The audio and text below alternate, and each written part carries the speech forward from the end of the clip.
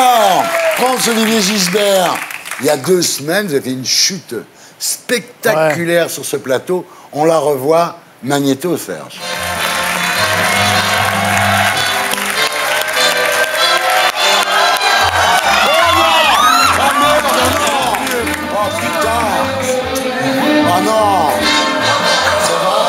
Alors, ce qu'il faut dire, Franck, tout le monde n'a pas compris, mais c'était évidemment une blague. Oui. Parce que, ah bon? Ah oui, parce que depuis le début de l'année, à cause de problèmes de genoux, chaque semaine, on vous prépare une entrée en grande pompe. Alors, c'est devenu une espèce de running gag.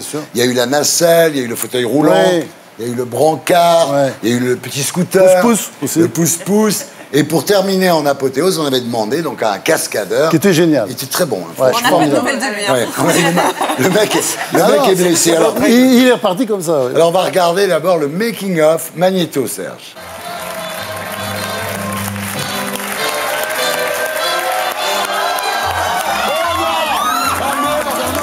On a eu peur, hein?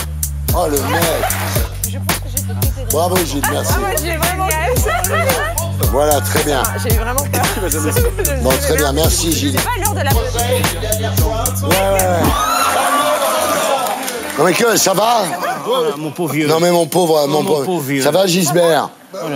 Oh le pauvre. Attends, tu nous as fait peur là. Ça va très bien. Ça va? Oui.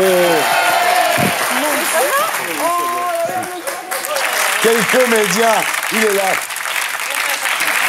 Alors, est-ce que vous avez eu beaucoup de réactions, Franz? Bah, c'était complètement dingue. D'abord, j'étais au Cercle des Nageurs, à Marseille. Là où l'accident est arrivé. Exactement, et c'est là d'ailleurs je fais mes exercices, vous savez, une espèce de vélo, rééducation. dans la piscine d'eau de mer, parce que c'est très bon. Et puis je reçois un texto juste avant de rentrer dans l'eau, c'est mon chirurgien, docteur Mathieu Olivier, qui m'a opéré, qui me dit « Ça va ?» Moi, j'envoie un smiley, je dis « Ça va ?» Bah oui, ça va, oui, c'est quoi ce truc? Bon. Quelques minutes plus tard, il y a un autre texto de lui qui dit « Mais ça va vraiment, c'est sûr ?» Bah, je dis oui, je comprends pas le truc. Et en fait, j'ai compris, parce que c'était les premières images qui commençaient à sortir sur les réseaux sociaux. Bien avant l'émission, c'était 3, 4 heures, 5 heures peut-être avant l'émission. Et après, il y a une espèce de vague comme ça qui est arrivée, c'est 150, je sais pas, tout le monde peut-être 200 textos. Alors évidemment, j'écrivais à tout le monde parce que les gens avaient la trouille. Il y a même les gens adorables de la Provence, des journalistes qui m'ont dit Franz, t'as besoin de rien, est-ce que tu veux pas qu'on te fasse des courses ce soir? Enfin, c'était incroyable. Les gens sont gentils, oui, ils sont gentils, alors que nous, on est des ordures, on fait des trucs pourris en fait. C'est une imposture dans l'imposture parce que j'ai jamais cru non plus à sa blessure. Je te le procès parce qu'on ne se moque pas des handicapés. Il n'y a que dans cette émission, il y a des types comme lui qui se moquent des handicapés. Eh bien, nous plaiderons. Ouais. Mais il est handicapé lui-même. C'est pas faux. Et je voudrais remercier le cascadeur, Christian. Génial. Qui est vraiment génial. Bravo Christian. Tu reviens quand tu veux. Alors maintenant, plus prestigieux que les Oscars, plus méchant que les Gérard, plus drôle que les Césars et plus sexy que les Hôtes d'Or, c'est le prix Goldnadel du bisounours de la semaine.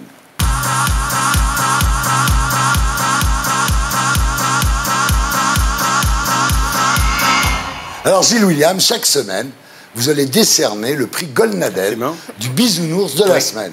Et cette semaine, qui inaugure le prix? Eh bien, le bisounours de la semaine est accordé à messieurs Davet et l'Homme, journalistes du Monde, pour leur enquête sur la Seine-Saint-Denis. Vous devez comprendre qu'ordinairement, le bisounours dort dans un endroit douillet qu'on appelle le camp du bien. Oui. Mais cette fois-ci, le bisounours s'est rendu en Seine-Saint-Denis. Non. Et il n'a pas découvert l'Amérique, il a découvert l'islamisation et les islamistes.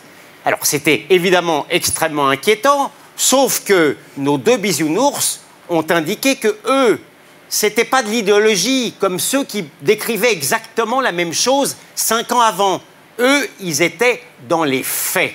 Autrement dit, il y a 5 ans, des journalistes de droite ou de l'extrême centre qui disaient ça, eh ben c'était, ou de gauche même, ou de gauche, c'était des salauds de propagandistes, et cette fois-ci, maintenant, eh ben c'est des bisounours.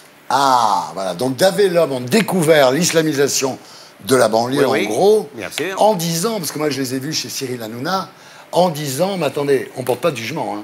On ne dit pas que c'est bien ou que c'est mal l'islamisation, hein. On dit rien. Simplement, il y a une islamisation. Et c'est vrai que c'est un petit peu comme Martine Aubry qui découvre les territoires perdus de la République, ou le patron du Parti socialiste, Olivier Faure, qui dit on est dans une colonisation à l'envers. Si c'est Marine Le Pen qui avait dit ça. C'est hibernatus, ils viennent d'être décongelés. Voilà, ils viennent d'être décongelés. Thierry, ça ne serait pas grave s'ils n'avaient pas couvert 3 ans avant ceux qui avaient découvert bien avant eux de crachat. Bien sûr, c'est ça le problème. Bien sûr. Un bisounours, je lui fais des bisous. Des gentils, des toutous, des géants, des tout fous. Un bisou sur la joue, un bisou dans le cou. Car mon petit bisounours, il adore les bisous. Et puis, un bisou à Davé l'homme, quand même, un petit bisou, un petit poutou. Alors, cette semaine, nous recevons Muriel Robin, qui sort son autobiographie, qui s'appelle Fragile, aux éditions XO. Blacko lui a consacré son magnéto, Serge.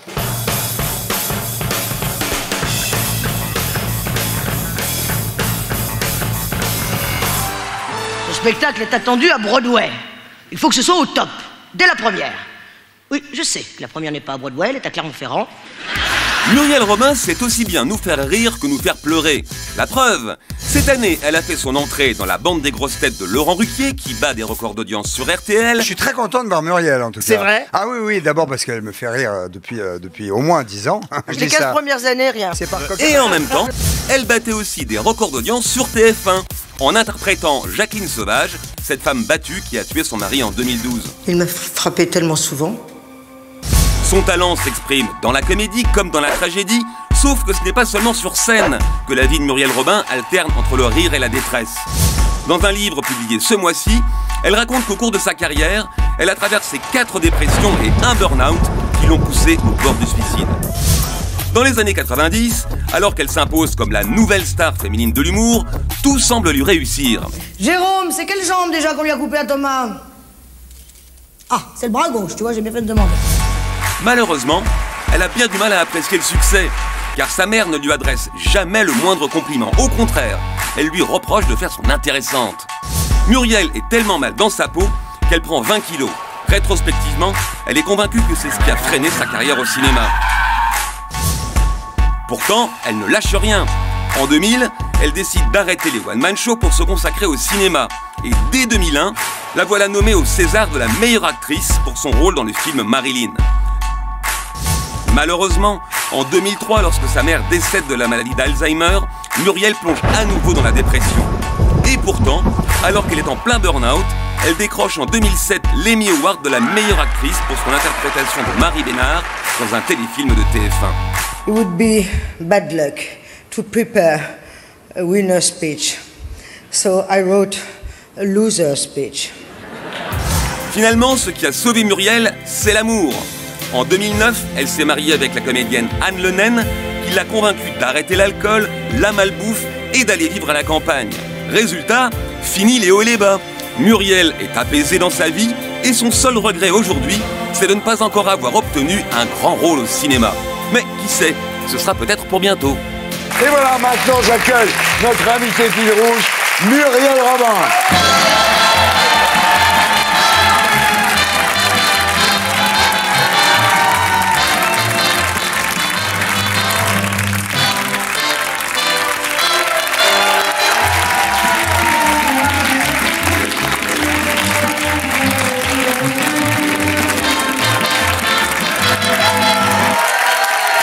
Bonsoir. On est tous très heureux de vous avoir avec nous ce soir. Votre livre est formidable, vous le savez, on vous l'a déjà beaucoup dit. Oui, mais pas vous. Bah, je vous le dis encore, alors on va en parler, bien entendu. Alors vous avez, comme tous les invités de cette émission, vous avez un slogan. Ah bon? Oui, bon, ça va. Votre slogan, c'est « Elle boit pas, elle fume pas, elle drague pas, mais elle cause ». C'est inspiré du film d'Audiard, évidemment avec votre idole, Annie Girardot, donc c'est pour ça qu'on a choisi ce slogan. Il vous va, le slogan? Très bien. Et sinon, eh ben, il y a votre sampleur aussi. Hop.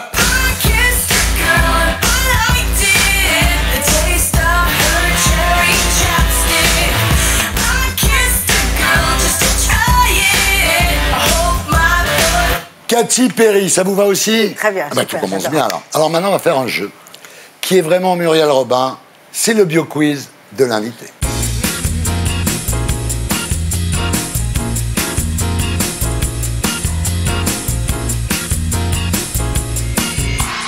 Alors Muriel, c'est un jeu dans lequel il n'y a que des questions sur vous. Donc vous répondez pas évidemment, c'est souvent inspiré de votre livre évidemment. Mais vous dites si c'est vrai ou si c'est faux, d'accord? D'accord. Est-ce que tout le monde est prêt? Ok, ils sont tous comme ça, ils sont taqués. Ce soir, là, attention. Hein. Alors, quand elle était petite, Muriel louchait, boitait, bégayait ou marchait en crabe. Bégayé. Bégayait, bravo. Bah, c'est dans le bouquin. Ah oui, d'accord, bah oui, là on voit ceux qui ont lu le bouquin. Ouais. Alors, c'est à cause de votre père, en fait, hein, qui vous faisait des ombres chinoises. Oui, ça a dû me choquer un peu et bloquer les mots. Ça vous a complètement passé, là. J'espère. Oui, mais franchement, je n'ai jamais vu bégayer à part ce soir. Moi. Non, c'est vrai. Ça peut revenir. Hein. Oui, oui. Ça peut. Bah, toi, par Il y a des exemple. rechutes. Toi, Oui, moi, le sésément, mais pas passé. Il a un problème de sésément, Voilà. terrible. Si vous connaissez un spécialiste, C'est une d'ailleurs, grande souffrance. on l'a déjà montré à 15 spécialistes. Hein, Enfin, il y a d'autres problèmes plus graves. Hein. oui, bah oui, c'est ça. Alors, quel métier exerçaient les parents de Muriel Robin à Saint-Étienne? Facile. Gérant d'un bar tabac, instituteur, marchand de chaussures ou chômeur? Chaussures. Ah, c'est super. Bah, sinon vous dites avant. Ah, chaussures. Chaussures, leur métier, Oui, c'est mais- marchand de oui, mais chaussures. enfin, bon, Ils ont- Voilà. Alors, chez eux, c'était la chaussure. Hein. Ah oui. La seule chose qui comptait, c'était de vendre des godasses. Non, mais c'est vrai. Ah oui. Le travail. Alors, il y avait un slogan, c'était la chaussure Robin, la chaussure qui va loin. Point de soin, évidemment. Alors, quand elle était petite, Muriel voulait être Sœur Emmanuel, l'abbé Pierre, Sœur Sourire ou Jésus. Ah, Jésus, c'est con, mais c'est Ouais, bien, Jésus. justement. Oh, C'est Gisbert. correct, bien sûr. Magnéto, Ah ouais, Serge. forcément. Quand vous étiez petit, vous lui ressemblez à qui? Je voulais être Jésus. Non, enfin, je sentais que j'étais ça. C'est-à-dire qu'on m'avait envoyé pour sauver le monde. Après, j'ai senti que c'était un peu trop de boulot. Donc, donc de Jésus, j'ai dû passer à Nigerardo, si vous voulez. Et puis, vous vouliez être aussi Liza Minnelli. Oui. Non, mais ce qui est génial avec vous, c'est que quand vous étiez petit, vous voulez faire de la musique, vous n'en avez pas fait. Après, vous voulez faire du cinéma, vous n'en avez pas fait. Accident, one-man show, formidable, magnifique, magnifique. Mais On va en reparler. c'était pas ce que je voulais faire, mais magnifique. Qu'est-ce que Muriel Robin a fait 18 fois dans sa vie? Elle a égaré son passeport 18 fois. Elle a essayé d'arrêter de fumer 18 fois. Elle a déménagé 18 fois. Ou elle a fait l'amour 18 fois. Déménager, bravo. Garrido. Mais c'est beaucoup plus. C'est plus, hein. Ah bon, c'est plus. Ah, je crois que je suis à 23. Ah, donc ouais. c'est faux. Ouais. Donc la réponse Donc, est... donc, En fait, on a bien, réponse est on a La bien fait de réponse se est planter, acceptée. alors. Non, les faux. Enfin, bon, La allez. ré- Il y a eu un moment où ça faisait 18 fois. Ah oui, d'accord. Ah, d'accord. Donc, Pourquoi eh ben, l'amour. Muriel, vous pensez que c'est toujours mieux ailleurs, c'est ça? Ouais. Bien sûr, eh oui. Ouais. Alors, en 1994, de quel produit Muriel Robin a-t-elle refusé de devenir l'égérie? Des perruques, du parfum, des cigarettes ou du saucisson? Du parfum. Du cigarette. Tout. Tout. Non. Cigarette. Saucisson. Ouais. À l'époque, la marque avait proposé 9 millions de francs. C'est pas mal, 9 millions de francs à C'était l'époque. énorme. C'est un paquet d'argent, 9 C'était millions de francs. énormissime. Et c'était énorme. pour quelle marque? Oh, ça aurait été bien. Et l'idée de toute ma vie, dans la rue, nous, Ouais. 1 million, 10 millions, 100 millions, jamais. avez- ouais. Non, on n'achète pas tout quand même. Moi qui suis végétarien, j'aurais accepté. Tu aurais accepté de la pub pour de charcuterie, toi? 9 millions. Ah, ouais, c'est là où 9 millions. Thierry. 9 millions, 9 ouais. millions. Alors, quel message Pierre Palmade a-t-il envoyé à Muriel lorsqu'elle a fait une embolie pulmonaire en 2016? Attention. Je suis de tout poumon avec toi. Tu as emboli ma vie. J'ai un rein et un poumon frais et dispo pour toi si besoin. Mumu, je te préviens, si tu casses ta pipe, je te retrouve et je te casse la gueule. Ta pipe. Tu as casses ta pipe. Ouais, Ah oui. Goldnadel. Ah oui, c'était le plus drôle. C'est drôle. Ah oui. Palmade, c'est la grande rencontre quand même, non? Oui, c'est mon petit frère ou mon fils, enfin en tout cas, Ouais. il devait le sentir mentir qu'il pouvait tout faire, parce qu'il m'en a fait voir un peu quand il était plus jeune. Ouais. Mais je pense que plus comme une mère que comme une grande sœur. Ouais. Je l'aime depuis toujours, pour toujours, et il a eu raison d'en profiter un peu. Et puis le temps a passé. Et ce qui est formidable, c'est que voilà, on est toujours plus que jamais encore amis. Oui. Elle a résisté, notre amitié, et j'en suis très Tu vas heureuse. bien là, Pierrot, ça va? Très bien là. Ouais. Ouais. Pierrot, Voilà. si tu nous regardes, on te fait un bisou. Quelle surprenante révélation contient le livre Fragile de Muriel Robin. À la naissance, Muriel était un homme. Bah oui, il fallait bien un moment que ça arrive, évidemment. Voilà. Son père n'était pas celui qu'elle pensait. Muriel a un sosie au Mexique qui s'appelle Muriela Robin, qui fait aussi du stand-up. Son père. Gisbert. Mon père était une C'est la femme. grande révélation. Mon père était une femme, ouais. Non, mais Ah, la Mexique. grande révélation du bouquin, Muriel, ça quand même. Oui, oui. c'est Alors pas votre rien. père s'appelait Jacques Amalian, mais ce qui est encore Mon plus géniteur. extraordinaire. Donc vous êtes arménienne en fait. Ouais, moitié. Ce qu'il y a, c'est que maintenant, quand je vois des familles à table, dans des restos, je me dis, tiens, tac. Lui, ça, il le saura un jour ou pas, mais Vous non. leur dites Et il y en a. Non.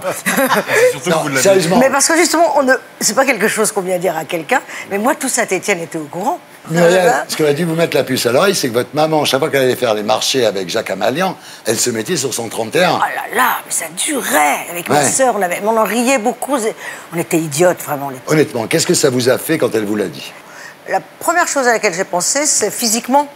Je voulais voir. Donc j'ai cherché un miroir. Je n'avais plus le visage de Jacques dans la tête, que je me souviens qu'il nous plaisait bien avec mes sœurs. On le trouvait plutôt bel homme. Mais et j'ai appelé son épouse, Paulette, à qui je n'avais pas parlé depuis 50 ans, et qui d'ailleurs est décédée la semaine dernière. Et je lui dis, Paulette, voilà, c'est Muriel, Mumu, je ne sais pas si tu te souviens de moi. Ah oui, bien sûr, Mumu, etc. Je lui dis, écoute, je lui mange, je suis en train de faire un arbre généalogique, etc. Puis j'ai pas de photo de Jacques. Et elle me dit, pourquoi tu dis pas les photos de ton père? Ah, alors d'accord. Est-ce que depuis que vous savez que votre papa, enfin votre géniteur, était arménien, d'origine arménienne, est-ce que vous détestez les Turcs? Non. Et voilà, c'est Franz-Olivier Gisbert qui a gagné. Bravo Franz.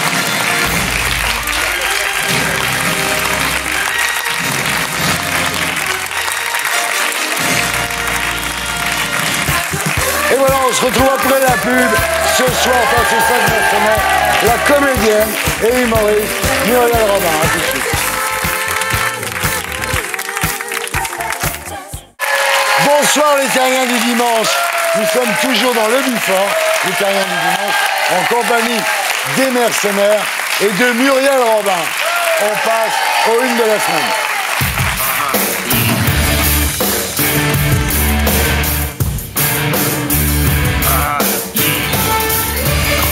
Alors maintenant, Muriel, Oui. chaque mercenaire va présenter sa une et il aura 1 minute, pas plus, c'est chronométré, pour en parler. À la fin, c'est vous qui jugerez.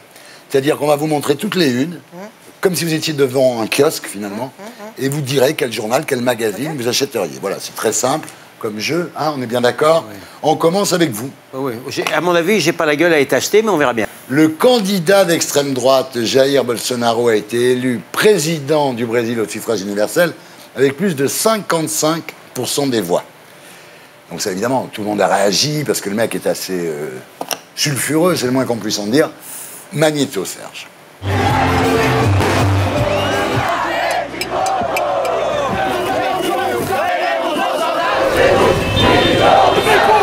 Tiramos de mim, porra! Nossa, de você! Tchau, caralho! Me larga! Eu tô tentando controlar o que eu posso fazer. Salaud de peuple. Ouais. Pourquoi? Un salaud de peuple parce qu'il a été élu avec 55% des voix par le peuple brésilien. C'est le président. Alors c'est peut-être, certainement, le dernier des salauds et le dernier des cons. C'est possible, mais en attendant, c'est peut-être pas la peine de manifester tout de suite. C'est peut-être pas la peine d'expliquer que le peuple a mal voté. C'est peut-être pas la peine de demander à ce qu'on revote. C'est peut-être pas la peine de piétiner le suffrage universel. Mais... Salaud de peuple brésilien. Il a le mauvais goût de ne pas aimer la corruption et l'insécurité. Il ne supporte pas, justement, le Parti des travailleurs qui a corrompu complètement le Brésil. Et il a plus peur du rouge vénézuélien que du gris italien. Donc voilà, salaud de peuple populo, salaud de peuple populiste. On va aussi faire revoter les Anglais parce qu'on a... Top. Je vous rappelle quand même qu'Adolf Hitler a été élu au suffrage universel. D'abord, avec 33% des voix... Le président est mort, d'abord, avec 33% des voix, on ne va pas à chaque fois qu'un président est élu rappeler l'élection d'Adolf Hitler. On s'en sortira pas. Ouais. Trump a été élu au suffrage universel. Mon point de vue, c'est est-ce qu'on peut attendre au moins qu'il fasse ses preuves un tout petit peu ou qu'il ne le fasse pas avant que de manifester dans les rues? Est-ce qu'on peut juste dire que il ne s'agit pas d'accuser les peuples, mais de comprendre pourquoi les peuples peuvent voter pour un type comme ça. En effet, il faut le comprendre. Après, on n'est pas obligé de le trouver formidable juste parce que le peuple a voté pour lui. En l'occurrence, c'est quelqu'un qui explique que la dictature militaire brésilienne qui a écrasé le Brésil pendant 21 ans n'a eu qu'un seul tort, c'est de torturer et de ne pas tuer. Et de toute façon, sympa. Et de toute façon, c'est Muriel Robin, à la fin, qui achètera le journal ou qui l'achètera pas. Ça m'étonnerait qu'elle achète votre journal. Je le sentais dès le début que je vendrais pas. Sur ce coup-là, vu qu'il a dit qu'il préférait que son fils se fasse tuer dans un accident de voiture plutôt qu'être homosexuel, avec Muriel, vous marquez pas des points, là. On lui taille un gros costard. Hein. Moi, j'ai vérifié. J'ai vérifié ensuite. 99% que ce qu'on dit sur lui, c'est des fakes. Hein. Méfiez-vous beaucoup de la presse. Alors attention, on passe à Pierre. Pierre Licia. Vous êtes prêt, mon petit moustache? Le prix de l'essence augmente. Les appels à bloquer les routes pour protester contre la hausse du prix de l'essence se multiplient. Pierre, votre une, donc, le coup de pompe des Français. C'est ça? Vendez-le nous, vous avez une minute. C'est ça, le coup de pompe des Français. Les Français carburent en ce moment au ras-le-bol. Donc la hausse des taxes sur les carburants fait que les appels à manifester le 17 novembre se multiplient. Et le gouvernement assume, il explique aux Français qu'ils n'ont qu'à moins rouler pour se débarrasser de leurs vieilles voitures polluantes. Les supporters d'En Marche ont même lancé une contre-offensive sur les réseaux sociaux avec le hashtag Sans moi le 17 et ce visuel-là qu'on voit tout de suite qui laisse entendre que ces salauds de pauvres qui polluent et qui en plus osent se plaindre seraient tous des suppôts de l'extrême droite. Alors deux choses. D'abord, il y a des millions de Français. Il y a des millions de Français qui n'ont pas d'autre choix que d'utiliser leur voiture pour aller travailler tous les jours. Et il y a des millions de Français aussi qui n'ont pas les moyens de se racheter un véhicule neuf et écologique. Et puis, deuxième chose, c'est un peu facile de refuser d'entendre la colère des Français en considérant d'office que si vous n'êtes pas d'accord avec Jupiter, alors vous êtes forcément d'extrême droite. Croyez-moi, face au coup de pompe des Français, on sent que le gouvernement est clairement sur la réserve. Ce qu'il faut comprendre aussi, c'est qu'ils expliquent aux Français, c'est pour l'écologie qu'ils augmentent le prix de l'essence. C'est pas pour se faire du pognon, c'est juste pour préserver la planète. Ouais, sauf que le danger, moi je veux bien, mais le danger c'est qu'on fait rimer écologie encore une fois avec nouvelles taxes. Ouais. Et si on veut brouiller les Français définitivement avec l'écologie, eh bien qu'on continue comme ça. Je pense que le capitalisme est brouillé avec l'écologie. Si ça c'est nouveau monde, bon. Si ça c'est nouveau monde. Très bien, c'était votre une, elle est bien. Alors, maintenant on passe à Natacha Polony. Natacha, donc après une énième déconvenue électorale, le parti de centre-droit d'Angela Merkel est très affaibli. Elle ne briguera pas un nouveau mandat en 2021. On l'écoute et vous nous faites votre une. Magnéto, Serge. Diese vierte Amtszeit ist meine letzte als Bundeskanzlerin der Bundesrepublik Deutschland. Bei der Bundestagswahl 2021 werde ich nicht wieder als Kanzlerkandidatin der Union antreten und auch nicht mehr für den Deutschen Bundestag kandidieren und das will ich nur zu Protokoll geben, auch keine weiteren politischen Ämter anstreben. Ben voilà. Alors, Natacha, votre une s'intitule Auf Wiedersehen, Angela. Eh oui, Auf Wiedersehen, Angela, parce que ça fait quand même un petit bout de temps qu'elle fait partie de notre paysage. Ouais. 4 mandats. Sauf que au bout de 4 mandats, on va peut-être enfin pouvoir dresser le bilan. Ça serait intéressant parce que jusqu'à présent, on a toujours présenté Angela Merkel comme cette femme extraordinaire qui tenait l'Allemagne et qui portait à bout de bras presque l'idéal européen.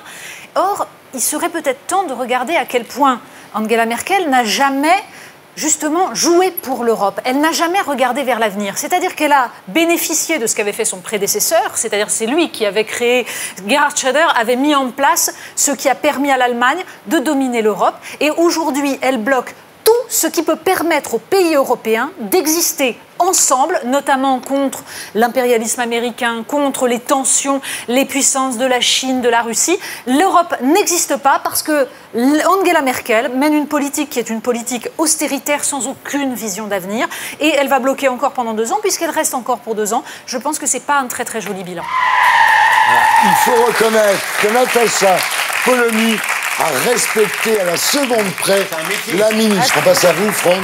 Mardi dernier, Emmanuel Macron a avancé le Conseil des ministres qui a eu lieu donc inhabituellement un mardi au lieu d'un mercredi. Il va se reposer un petit peu avant ses déplacements de la semaine prochaine où il va faire toute la France pour le centenaire de l'armistice. Alors, votre une, Franck, c'est grosse fatigue. Oui, c'est un peu du people politique. Hein. Ces gens-là, ils sont comme nous. Hein. On commence, vous nous la vendez. Alors, Emmanuel Macron était en stage. Hein. Et bon, sa première année de stage, elle est ratée, bien entendu. Personne ne le reprendrait dans une entreprise normale. Enfin, comme il est très intelligent, c'est sûr qu'il a encore 3 ans et demi pour se refaire. Et moi, je fais partie de ceux qui pensent qu'il va rebondir. En attendant, ça va très mal. Pourquoi ? Je pense que s'il ne tire pas les leçons de ce qui s'est passé, ça va aller encore plus mal. Les leçons, c'est quoi ? Eh bien, c'est qu'il ne sait pas gouverner. Il ne délègue pas. On voit très bien, c'est un peu comme Sarkozy, quelqu'un qui veut toujours tout faire tout seul. Et ça ne marche jamais. Ça ne marche même pas dans une micro-entreprise. Et il a gouverné la France comme ça. Donc, il faut qu'il réfléchisse. Et ce qui s'est passé, alors sur le plan de la santé, c'est encore pire, c'est le burn-out. Et c'est quoi un burn-out ?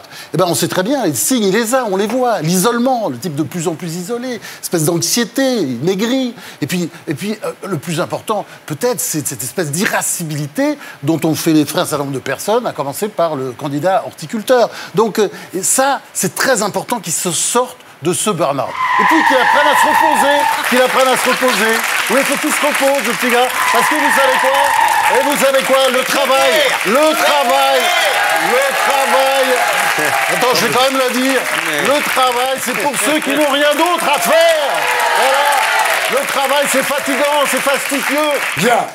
Honnêtement, alors là, en dehors de la une de Gisbert, qu'on jugera tout à l'heure, ça vous a surpris, ces vacances ? J'ai pas vraiment suivi. Et Muriel Robin a quand même été élevée dans une famille où on disait que les vacances, c'est précisément pour ceux qui n'ont rien d'autre à faire. Bah oui. La formule que tu viens d'utiliser, c'était à l'envers la formule qu'utilisait votre maman. J'utilise pour les enfants. Ouais. Bien. Voilà.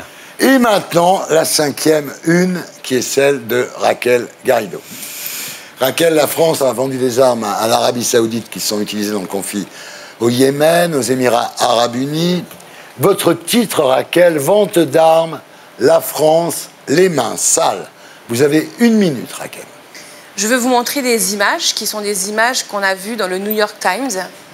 Je vous présente Amal Hussein, 7 ans, et la légende nous dit qu'elle est en train, lentement, de mourir de faim. La guerre au Yémen est, selon l'ONU, la plus grande crise humanitaire du monde actuellement. Et je trouve qu'on n'en parle pas assez dans les médias français.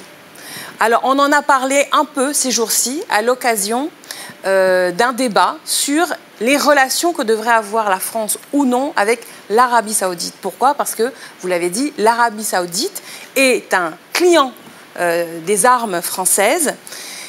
Or, cette petite fille, Amal Hussein, et les 5 millions d'enfants qui sont victimes de la famine, cette guerre vient d'une coalition dirigée par l'Arabie Saoudite. Donc je dis à Macron maintenant, il faut arrêter de vendre des armes à l'Arabie Saoudite. Vous avez fini avant votre temps, Raquel. Absolument incroyable. C'est bien gentil, Raquel. Mais en principe, pour faire la guerre, il faut être 2. Donc tu fais un peu la part belle à l'Iran. La France ne vend pas d'armes à l'Iran. Non, mais tu pourrais quand même, je sais bien que ton temps était limité, mais tu aurais pu peut-être trouver 1 seconde pour rappeler que de l'autre côté, il y a l'Iran qui arme les outils. Donc c'est pas uniquement de la faute de l'Arabie Saoudite. William, la réelle politique est celle qui précisément fait qu'au final tout se vaut et on ne regarde pas la réalité. On ne regarde pas la réalité. Le président Macron lui-même a dit que c'était absolument démagogique de demander l'arrêt des ventes d'armes. Je considère que le régime des mollahs... Honnêtement, si on arrête de vendre des armes à l'Arabie Saoudite, on va mettre des travailleurs français au chômage Et la France insoumise ira manifester devant les usines en disant du boulot, du boulot. Voilà. Moi, je ne suis pas une bisounours. Je suis pour que la France fabrique des armes. Je pense que c'est un gage d'indépendance militaire, parce que si on ne vend pas nos armes, on ne pourra pas les utiliser pour nous-mêmes dans le cadre de notre propre politique souveraine de défense militaire. Mais on n'est pas obligé de les vendre à n'importe qui. On va les vendre à la Norvège. Mais on est quand même tenu de respecter un certain nombre de principes de droit international, dont le traité de 2014 sur les ventes, sur le commerce des armes, qui interdit que l'on puisse vendre des armes dans des situations où les civils, comme c'est le cas au Yémen, sont en danger. Voilà. Donc, vendre des armes, oui, pas à n'importe qui, et certainement pas au prince Ben Salman, qui est quand même le prince qui a laissé dépecer et égorger, qui a fait découper en morceaux le journaliste Khashoggi. Vous êtes au courant de cette histoire? Non. Donc c'est un journaliste, en fait, qui était copain de Ben Laden, quand même. Lui aussi, il ne faut pas être bisounours. Ensuite, il a quitté Ben Laden pour devenir un des pontes des frères musulmans, quand même. Donc tout le monde le plaint, mais enfin, c'est quand même un mec qui voulait nous couper le cou, en gros, quand même. Bon. Donc ce type-là va à l'ambassade d'Arabie Saoudite à Istanbul pour un problème de visa ou de mariage. Et ils l'ont découpé en morceaux pour qu'il disparaisse. Simplement, paraît-il, le crime a été filmé par une montre. C'est surréaliste, hein, c'est un roman. Et donc ils l'ont découpé en morceaux, je ne sais pas s'ils l'ont mangé ou pas. En tout cas, il n'est jamais ressorti. Ils l'ont sorti dans des valises. Dans des valises. Voilà. Et depuis, la femme a demandé à récupérer le corps pour ce qu'on appelle ça maintenant une famille recomposée. Très bien, maintenant on passe à la ligne de Menia Cachemire. Alors évidemment, le chanteur du groupe Queen, Freddie Mercury, est mort il y a 27 ans, mais il est magnifiquement ressuscité dans un film qui s'appelle Bohemian Rhapsody de Bryan Singer, avec un acteur évidemment qui est époustouflant. Bande-annonce, Serge. Let's do it.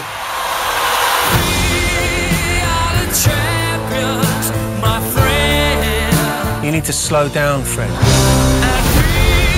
I just need a bit of time. But if I don't have time?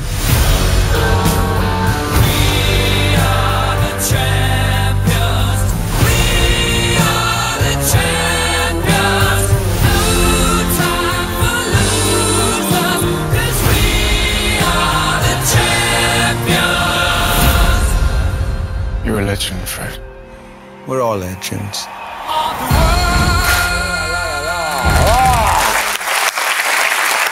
Alors, les secrets du champion, c'est le titre de votre une.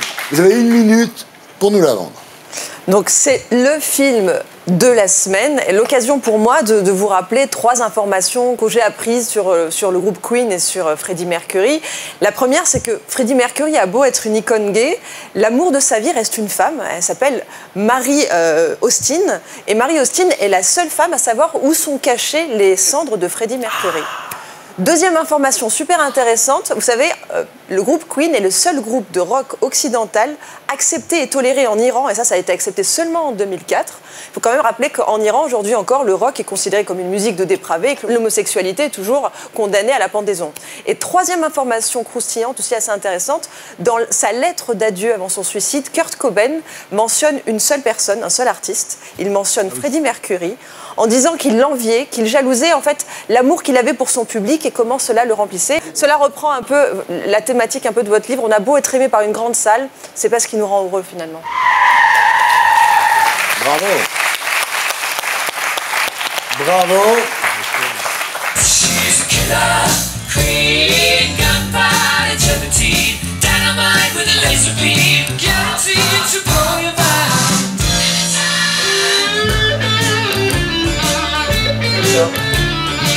Ah, j'adore. Ah, vraiment, c'est magnifique, c'est vraiment magnifique. Il était né à Zanzibar. Ouais. Et il a vécu longtemps en Inde. Non, mais il est formidable. Un type extraordinaire. Voilà, Muriel, alors maintenant, vous avez toutes les unes devant vous. Bon, dites-nous. C'est déjà laquelle je vais choisir. Freddie Mercury. Évidemment. J'en étais sûr. La plus commerciale. Pourquoi alors? Justifiez votre choix quand même. Parce que immense artiste, parce que voilà, j'ai envie d'aller vers ça. Ouais. Voilà. C'est aussi réussi que le film sur Ray Charles qui s'appelait Ray. C'est-à-dire qu'à chaque fois, on a un acteur qui arrive à devenir le personnage. Le mec est génial. Normalement, l'acteur qui devait jouer le rôle de Freddie Mercury, c'était Sacha Baron Cohen. Ouais. Et puis 7 ans plus tard, ils ont décidé que c'était le garçon qui jouait dans Mr. Robot. Le mec est incroyable. Et il porte un dentier tout le long pour jouer le rôle de Freddie Mercury. Oui. Et quand le batteur de Queen l'a vu, il lui a dit non mais arrête, enlève ce dentier, on dirait Mick Jagger. Et voilà, c'était les unes de la semaine. On se retrouve après la pub avec Les Terriens du dimanche, l'émission qui vous aide à vous faire votre opinion face aux 7 mercenaires ce soir. Muriel Robin, à tout de suite.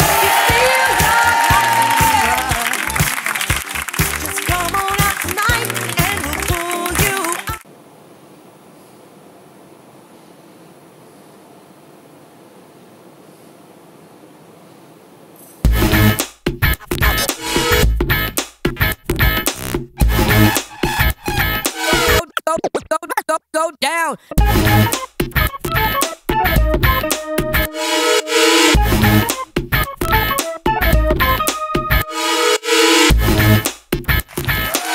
Bonsoir les Terriens du dimanche. Bienvenue dans l'émission qui vous aide à vous faire votre opinion. Ce soir, dans les Terriens du dimanche, notre invité fil rouge, c'est la comédienne et humoriste Muriel Robin. En France, 38% des sans-abri seraient des femmes. Elles sont très fortement exposées aux agressions sexuelles et au viol. Alors, comment remonter à la surface lorsqu'on dort sous les ponts? Pierre Licia a enquêté. Et aussi, bien sûr, les Terriens de Tanguy Pastureau. Ce soir, face au mercenaire Muriel Robin, la grande rousse, avec une veste noire, Natacha Polony. Pour détourner un avion, faut être dedans, elle est là. Raquel Garrido. Elle est à la mode et elle taille des costards. Monia Cachemire. Tête à claque, tête de mule, mais surtout, tête bien faite. François-Olivier Gisbert. L'avocat qui se défend très bien lui-même. Gilles William Gonader. La belle gueule, qui ne compte pas la fermer. Pierre Licia. Sans pleurs, Pierre Licia. Et moi je voulais une moustache.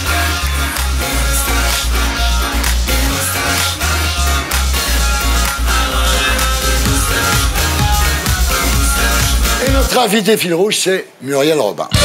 Alors Muriel, je rappelle votre slogan. Elle boit pas, elle fume pas, elle drague pas, mais elle cause. J'espère que vous avez causé, puisque vous êtes l'invité fil rouge. Donc je répète que c'est en hommage au film d'Audiard en 1970, où joue votre idole Annie Girardot. Une femme n'était pas obligatoirement avec des cheveux longs, sur les épaules, avec des gestes qui ne seront jamais les miens. Elle fumait, elle avait une voix rocailleuse. Elle n'était pas précisément... La première chose qu'on dit en parlant d'Annie Girardot, c'est pas tout de suite qu'est-ce qu'elle était belle. Elle a été c'était une jolie fille, mais c'est pas ce qu'on retient d'elle. C'était plutôt une personnalité, donc je me suis dit tiens, des cheveux courts, etc. Enfin, tout d'un coup, c'était... Il y avait quelque chose de... Oui, il y avait un chemin qui était ouvert et qui me laissait penser que, bon, peut-être je pouvais m'engouffrer, n'en sais pas, quoi. Et vous avez un sampleur aussi, vous savez, écoutez-le.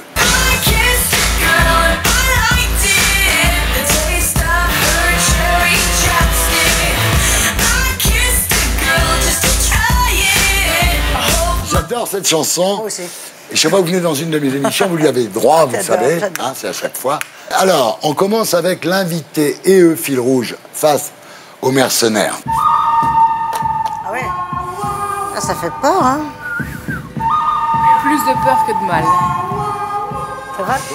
Alors, je rappelle, donc, vous publiez votre autobiographie qui s'appelle Fragile, aux éditions XO. Et les mercenaires ont chacun une question à vous poser. On commence avec vous, Monia. Moi, j'ai particulièrement adoré lire votre livre. Parce qu'en fait, on a l'impression que c'est presque du développement personnel, c'est comment se réparer de son enfance. Et dans votre livre, vous parlez beaucoup d'amour, on parlait beaucoup de vos amours passés, vous parlez de votre premier amour qui était avec un garçon, Daniel, à vos 19 ans. Vous parlez de Christiane, une ancienne Miss France. Vous parlez de Yves, qui vous a demandé en mariage. Vous parlez de votre histoire d'amour avec Catherine Lara. Vous dites même « Les femmes me font battre le cœur intensément, bien plus que les hommes, mais je me sens plus en paix avec un homme. » Et page 259, vous ajoutez « Je vous rassure, c'est non. J'ai fait les tests, je suis peut-être bi, mais pas polaire. » Et très drôle cette phrase. Et à vous lire, j'ai eu l'impression qu'il y a un moment, vous avez eu l'impression que vous deviez donner un peu votre CV amoureux. Et je me suis posé la question si ce livre, finalement, ce n'était pas une réponse à tous ces emmerdeurs qui vous ont demandé, bon ben Muriel, maintenant tu choisis ton camp, t'es gay, t'es hétéro, et finalement votre réponse c'est je suis ni l'un ni l'autre, je suis moi. Oui, mais j'aime bien ce que vous dites. Parce que, oui, c'est une réponse à une question qui n'est pas toujours posée, mais qui est là, latente. On m'a accusé à pas mal d'années déjà de ne pas faire mon coming out, mais comment faire un coming out quand on sent qu'on va peut-être avoir une histoire avec un garçon, enfin, on cherche, on ne sait pas trop. Enfin, moi, j'avais pas de problème avec ça, mais je ne pouvais pas dire que je suis homosexuelle, puisque ce n'était pas vrai. Et en plus, c'était très compliqué, enfin, c'était pas aussi clair que ça. Et je dirais même que je pense que on a le droit de rire, je pense que je ne suis pas homosexuelle. Mais vraiment. Mais j'ai rencontré Anne. Mais comment vous je crois que ce sera avec elle que mais ça, c'est un scoop, mais... Alors, moi, j'ai un coming out à faire, c'est que je ne suis pas homosexuelle. Ça, c'est un scoop. Moi, j'ai connu depuis longtemps, évidemment. J'ai connu avant Anne et avec Anne. Et ça a été radical. C'est-à-dire, vous avez minci, vous fumez pas, mais c'est aussi parce que vous faites du sport. Oui, mais c'est aussi parce que j'ai commencé à devenir quelqu'un de fréquentable, présentable, etc., que j'ai pu rencontrer Anne. Ouais. Et Anne a fait que tout ça ne s'est pas démoli en 2 secondes. Voilà. Et a fait que... Voilà. Et évidemment, là, vous êtes bien, elle n'est pas pour rien dans mon... J'ai tellement été pire que je ne peux qu'être mieux. Parce que quand je voyais Angela Merkel tout à l'heure, je me disais, j'aurais pu virer comme ça. Non, parce qu'elle a un peu une tête de bûche comme moi. Et quand on a une tête de bûche et qu'on a voilà. Et je dis souvent d'ailleurs à Anne, je ne suis pas encore Merkel, hein, c'est sûr, c'est pas Merkel. Parce que là, je suis foutue tête de bûche avec les trucs. Mais votre livre, c'est aussi une interrogation sur le bonheur, en fait. On se pose la question, qu'est-ce qui rend heureux? Donc finalement, aimer les filles et les garçons, c'est ça qui rend heureux, finalement, aimer sans limite. Moi, je trouve que c'est une chance. Je n'ai jamais aimé le ou, la mer ou la montagne, c'est impossible. C'est pour ça que je vais encore... Vous êtes comme Macron en même temps. Non, mais la mer et la montagne, les garçons et les filles. Et s'il y avait un 3e choix, je prendrais tout. Parce que, mon Dieu, c'est déjà tellement difficile qu'au moins, ouvrons l'espace, quoi. Donc, moi, je trouve que c'est plutôt un cadeau de la vie. Mais quand on est comédienne, c'est peut-être pas... C'est pas facile. Enfin, moi, j'ai été toute seule à être, en plus, marquée homosexuelle, alors qu'à ce moment-là, je me disais que je ne l'étais pas tant que ça, pas que ça. Donc, et c'est pas facile, c'était dur. Maintenant, c'est très à la mode. Il n'y a pas un film où il n'y a pas une lesbienne. Il y a toujours une fille qui sort d'une chambre en disant j'arrive, je suis avec Christine. Bon, je sais pas pourquoi dans le film, mais non, mais c'est incroyable. Dans tous les films, il y a ça. Donc, je sais que les ados se disent oh là là, je sais pas si je vais être hétéro ou homo, je réfléchis. Bon, donc sur les filles, ça a l'air de moins gêné que pour les mecs. Mais c'était dur, toute seule. C'était dur à Saint-Étienne et c'était dur dans ce métier où, en plus, c'était un peu. J'avais un peu raté mon coup parce que je n'aime pas trop quand il y avait un peu une caricature des homosexuels il y a quelques années qui a beaucoup bougé. Aujourd'hui, on les voit, les filles qui se marient, qui ont des enfants, etc. Elles sont moins dans la caricature. Costume 3 pièces. Je n'ai jamais porté le costume 3 pièces. Mais avec le poids en plus, arrivant pas bien m'habiller, à un moment, je crois que j'étais exactement ce que je n'aurais pas voulu être. C'est-à-dire que vraiment, j'étais l'homo de base. Un peu butch, un peu la butch, quoi. Un peu. Et mais je ne le voyais pas à ce moment-là, en fait. Parce que moi, de l'intérieur, je ne me voyais pas comme ça. Et donc, c'était lourd. Non, c'était lourd. Je suis contente maintenant qu'il y ait... Voilà, il y a un mouvement. Mais on n'est pas si nombreuses, comédiennes, connues, à dire les choses. Parce que, est-ce que ça enlève des rôles? Possible. Le producteur qui a une hétéro, et je le comprends en même temps, il hésite entre une hétéro et une homo. Il se dit, attends, à un moment, elle va être dans les bras du mec, prenons l'hétéro. On n'aura pas de problème. Allez, prenons-la. Et ça, je peux presque le comprendre, c'est affreux. Et en même temps, tous les films n'ont pas besoin d'avoir un mec, on n'est pas obligé d'avoir un mec dans les bras. Pierre, alors à vous. Ben moi, ma question, en vous lisant, en vous écoutant, j'ai l'impression que vous avez été en tout cas une femme tourmentée. Ah, ça oui. En lutte avec vous-même et surtout pleine de regrets. D'abord, le premier regret, c'est celui de ne pas avoir fait de musique, parce que vous étiez douée. Vous saviez jouer comme ça. Tous les instruments, tout de suite, sans avoir appris. Voilà, exactement. Le regret aussi de ne pas avoir réussi à percer dans le cinéma, Ouais. qui a toujours été voilà, ce que vous souhaitiez faire. Et vous avez d'ailleurs toujours dit que la scène, c'était un accident qui s'était bien passé, que vous aviez accepté des petits rôles, que vous avez regretté par la suite. Mais je me demande si finalement, votre plus grand regret, c'est pas celui de ne pas avoir réussi votre relation avec votre mère. Bien sûr. Vous en parlez beaucoup. Bien sûr. Est-ce que vous avez réussi à vous réconcilier avec votre mère? Oui, mais les psys n'y sont pour rien parce que j'étais très forte pour dire à d'autres ne t'es pas avec la bonne personne, change, me pensant très maligne et moi étant sûre d'être avec la bonne personne. Et rétrospectivement, me rendant compte que je n'étais pas. Et vraiment, j'ai vu des branques, j'ai même vu des psys qui me... À un moment, je n'arrivais plus à sortir de chez moi, j'allais voir le psy tous les jours quand même. Hein. C'est la seule sortie que je pouvais faire. Il s'endormait devant moi et je me disais, c'est peut-être partie du job. Enfin, moi, oui, quand on n'a pas beaucoup d'estime pour soi, on se dit finalement, bon... Oui, Vu ce que je raconte. Minier, il s'appelle, on peut le dire, parce que lui, je me suis dit un jour, je me ferai sa tronche. Mais je crois qu'il a arrêté. Il s'endormait et je me disais... Non, mais c'est affreux. On peut penser qu'avec ce que j'ai l'air de comme ça, de dégager, que tout de suite, je lui dis, enfin, monsieur... On se réveille, je suis là. Non, je me disais, bon, faut pas le déranger, je parlais moins fort. Enfin, je m'adaptais un peu à son truc, de temps en temps. Et le lendemain, pareil. Donc la réconciliation, oui, elle a eu lieu. Mais oui, c'est évidemment que si on s'était dit les choses avec ma mère, enfin, on va être d'accord si on dit qu'il y a quand même ceux qui ont eu les je t'aime, les t'es belle, les je suis fière de toi, les regards, etc. Et ceux et celles qui ne les ont pas eus. Et ma sœur qui a 72 ans, l'aînée, Nidia, il y a 4 jours, elle était chez moi, elle me disait, comme ça dans la cuisine, il y a toujours un moment où elle a envie de parler de sa mère. C'est comme ça, je le respecte, mais bon. Et vous tu te rends compte que maman ne m'aura jamais dit, tiens, ben ça tu l'as drôlement bien fait. Ça, elle m'a dit, j'ai toujours fait tout bien toute ma vie. Et moi aussi, on veut la bonne note, on bosse bien, on n'est jamais fatigué, on n'est pas malade, on avance, on est des bons soldats. Et jamais le... Chouette, ma fille, top. Et ça, quand on l'a pas, bon, ben voilà.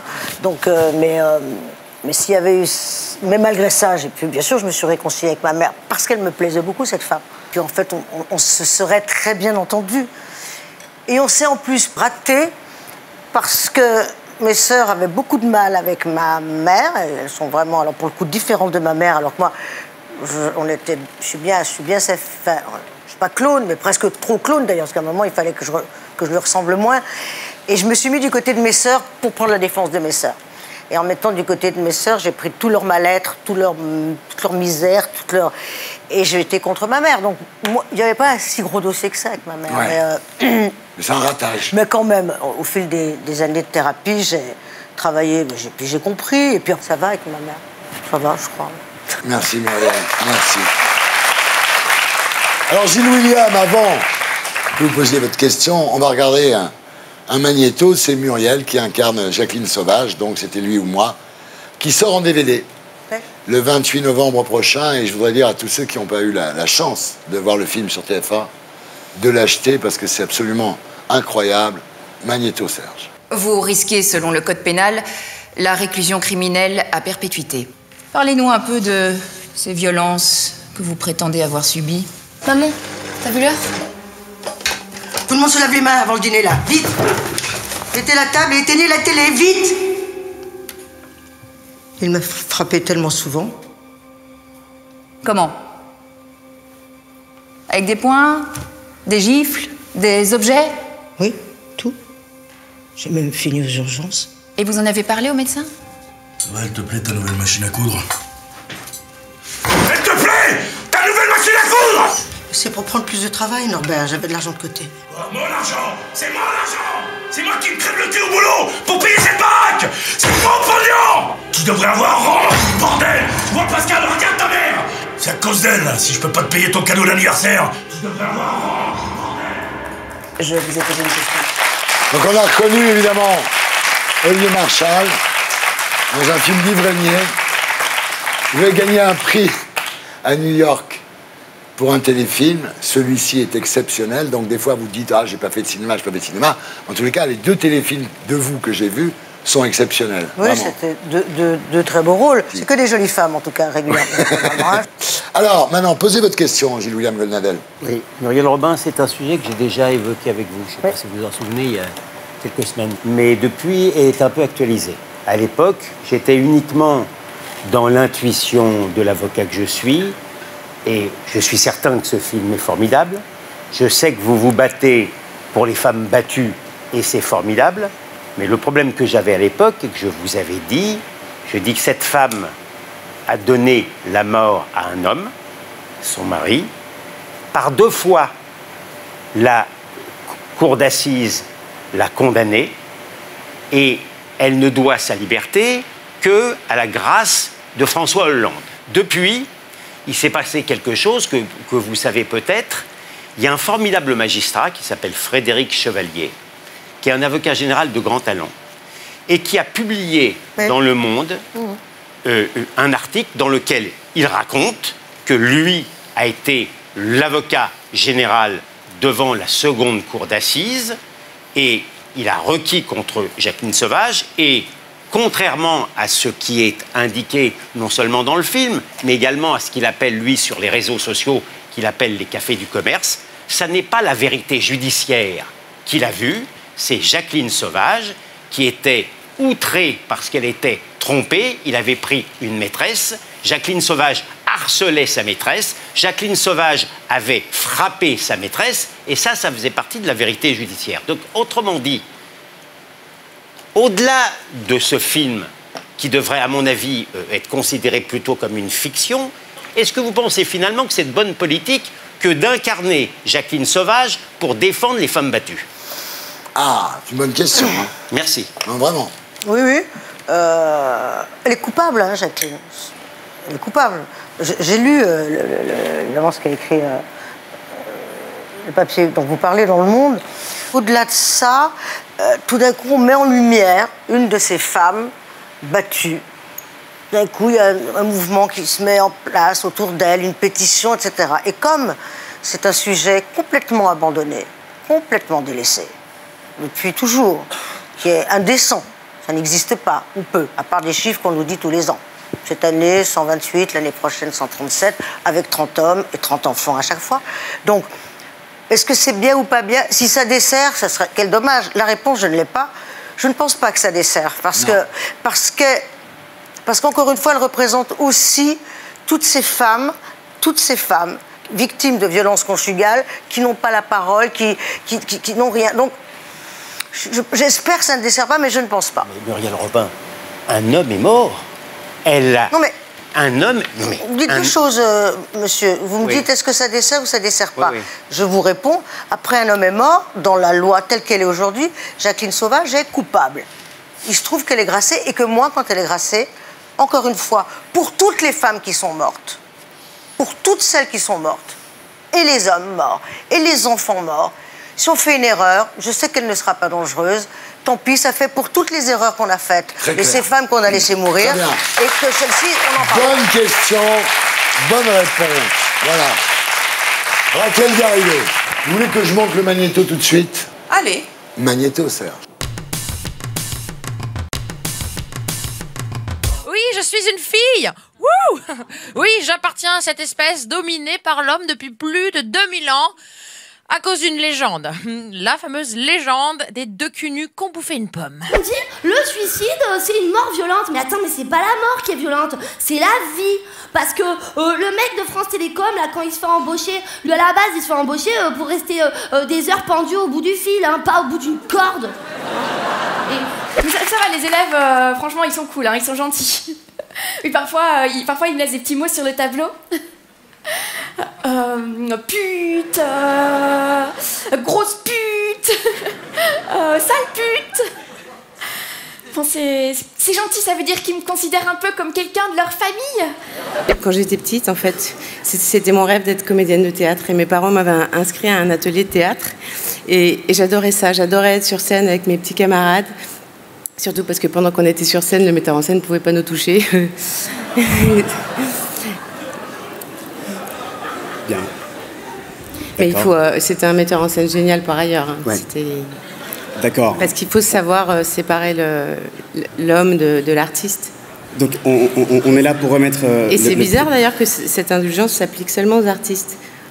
Parce qu'on ne dit pas, par exemple, d'un boulanger, oui, d'accord, c'est vrai, il viole un peu des gosses dans le fournil, mais bon, il fait une baguette extraordinaire. Ah oui, ça, je me souviens de ça. Il y a de la bonne relève, hein. Alors, Muriel Robin, dans votre livre, ce qui est frappant, c'est la difficulté de se reconnaître dans les autres femmes, dans les modèles féminins existants. On a parlé tout à l'heure d'Annie Girardot et comment, justement, parce qu'elle était ni belle, ni moche, un peu femme, un peu homme, etc., elle vous a permis de, finalement, vous trouver une représentation. Et je me dis, mais aujourd'hui, ces extraordinaires artistes, humoristes qu'on a vus là, elles ont pu compter sur des modèles peut-être comme vous. Est-ce que vous avez cette impression d'avoir aidé finalement à ce que les femmes comme Nicole Ferroni, Blanche Gardin, Laura Lone et Caroline Vigneault puissent faire des super spectacles humoristiques? Je pense que ça les a aidés, et la première que vous ne citez pas étant Florence Foresti, qui s'est dit, bon, alors vraiment, s'est dit exactement ce que je me suis dit pour Annie Girardot. Mais voilà, Florence Foresti me l'a même dit. Voilà, donc à partir de 12 ans, elle faisait mes sketchs, elle se sentait... Là, j'ai peut-être ouvert une route qui avait été ouverte un peu peut-être par Sylvie Joly, mais pas tant que ça. Tout d'un coup, il y a un truc qui s'est passé avec... quand en 88, je suis arrivée sur scène.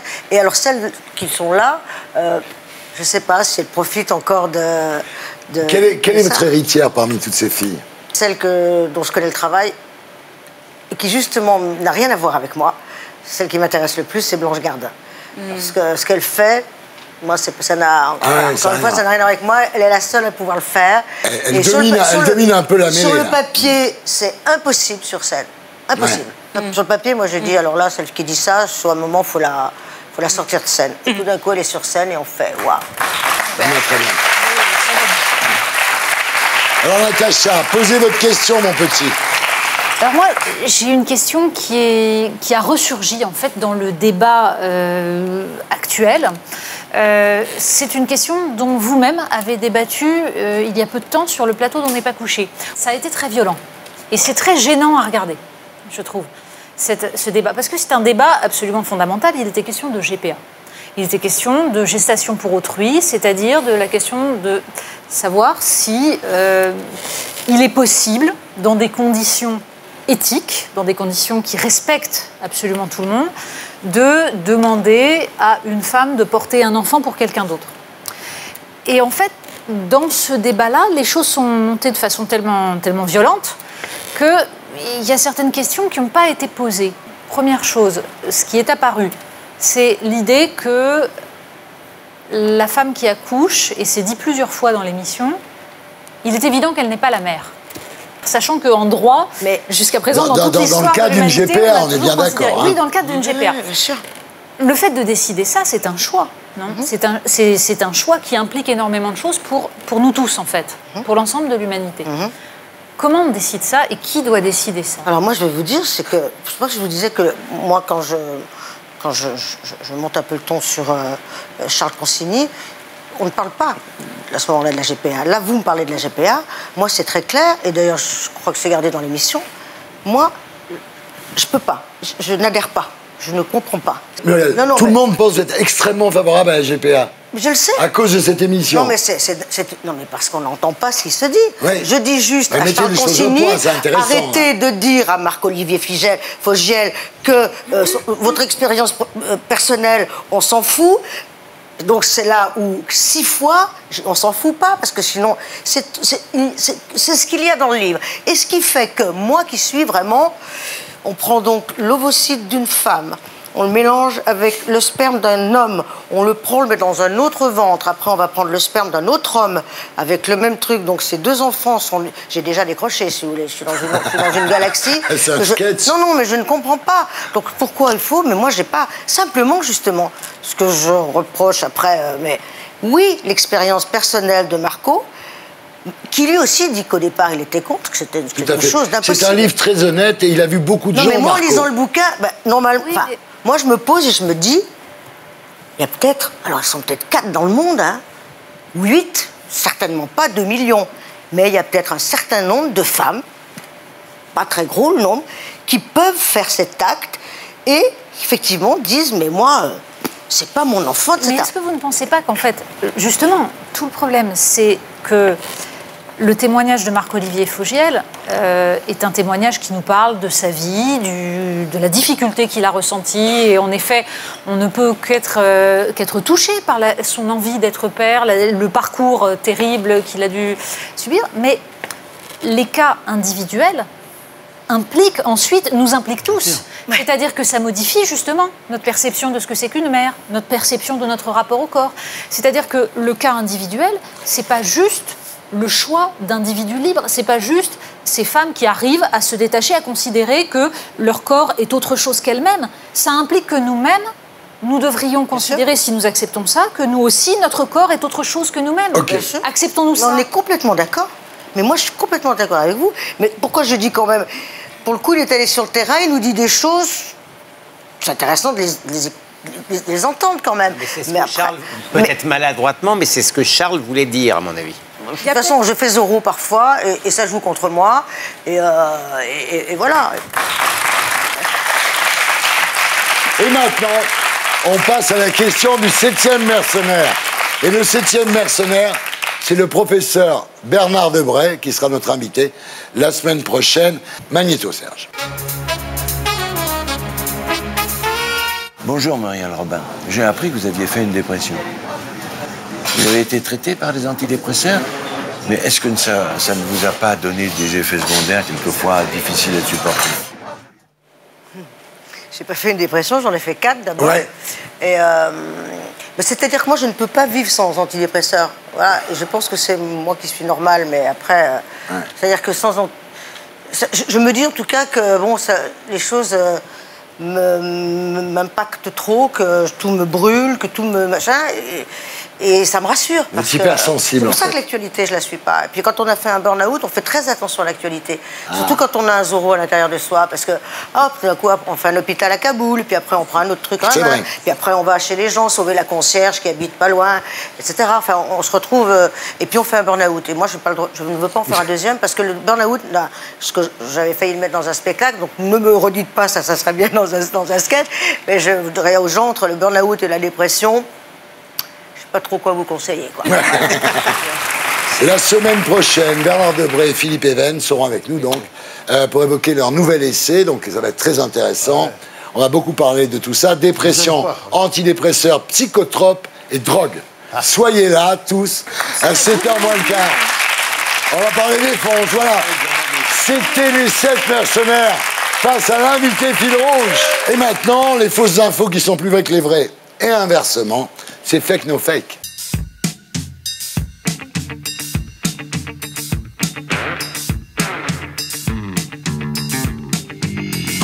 Alors, Muriel, donc maintenant on va regarder d'autres comédiens humoristes français et les chroniqueurs vont devoir dire si les infos que la production leur donne sont vraies ou fausses, si c'est fake ou si c'est no fake. Danny Boone est un descendant de Raïs Amidou, un célèbre pirate algérien.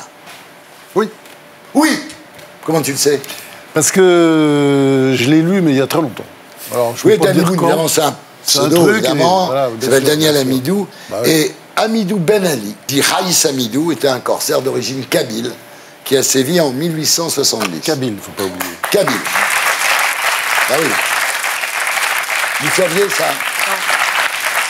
Mimi Matisse s'appelle en réalité Mimi Matisse, car elle descend d'un peintre qui s'appelait Henri Matisse. Arrête. Non. Ils ne sont pas de Matisse. Henri Matisse, non. C'est complètement faux. C'est faux. Ce serait écrit partout. Mais non, c'est faux. À chaque fois qu'il y a un article sur elle, t'aurais... Je m'inscris en faux. La descendante d'Henri Matisse, personne ne l'a jamais écrit, donc c'est faux. Qu'en dit Muriel Robin? Moi, je pense que c'est faux. C'est faux. C'est tellement énorme. Alors, quand il était jeune, Franck Dubosc a piloté le vaisseau spatial de l'émission Temps X des frères. Absolument, oui, bien sûr. Bravo, c'est vrai. Un point pour Dalmadel. Les Chevaliers du Fiel ont ouvert un restaurant à Toulouse qu'ils ont baptisé le Cassoulet, ça fait péter. Oui, c'est vrai. C'est le genre. C'est faux. Oui, il y a une photo. C'est faux. Moi, je me fie à la photo de C'est Jean. faux parce qu'il y a la photo et parce que c'est... C'est faux. Ouais. Mais il s'appelle Fiel Mon Resto. Ah bon. Ils nous font rire, les Chevaliers du Fiel. Est-ce que vous vous intéressez pas à l'actu, on a compris pourquoi, mais est-ce que vous vous intéressez au Chevalier du Fiel? Écoutez, non. Voilà. Hein, moi non plus. Écoutez. C'est marrant quand même. Alors pourquoi? C'est bizarre. Oh, bah alors.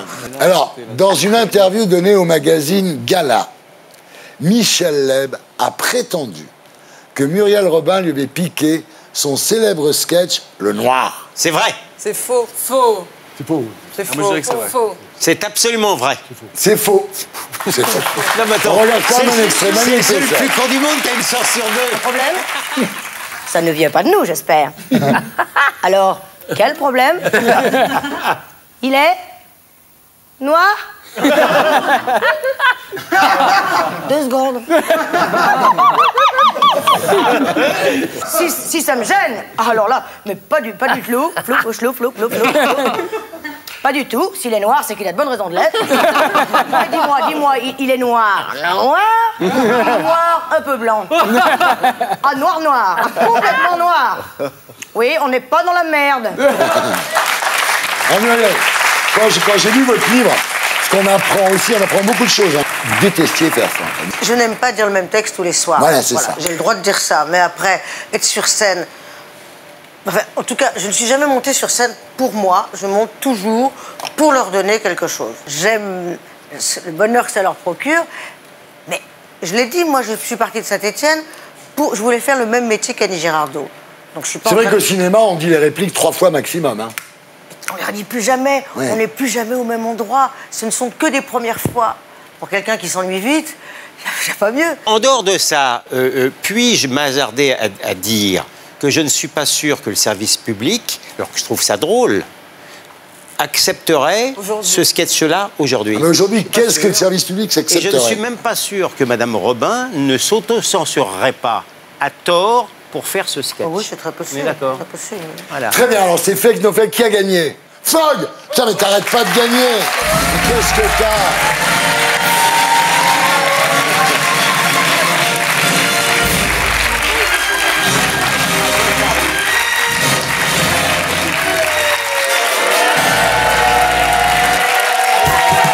Et voilà, c'était fake, no fake, on se retrouve après la pub pour les terriens du dimanche. Face au mercenaire Muriel Robin. A tout de suite.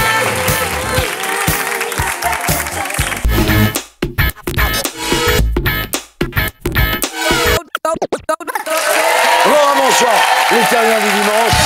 Bienvenue dans l'émission qui vous aide à vous faire votre opinion. Toujours en compagnie des 6 mercenaires. Natacha Polony.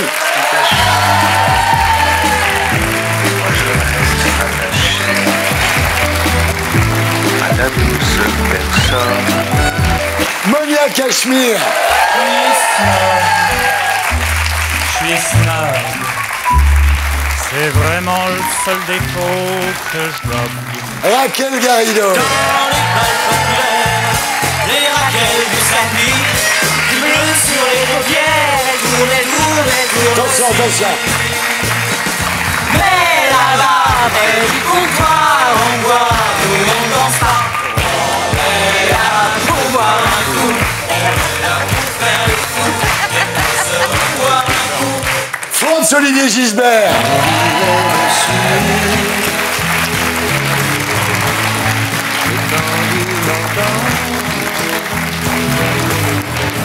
Gilles William Goldmanel. Carrément méchant, jamais content. Carrément méchant, Jamais content. Et Pierre Licia.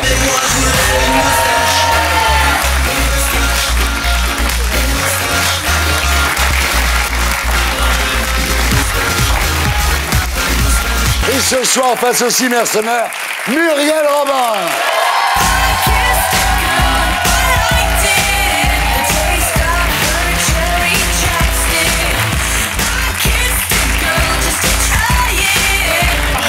Et maintenant, c'est l'heure du zapping des terriens.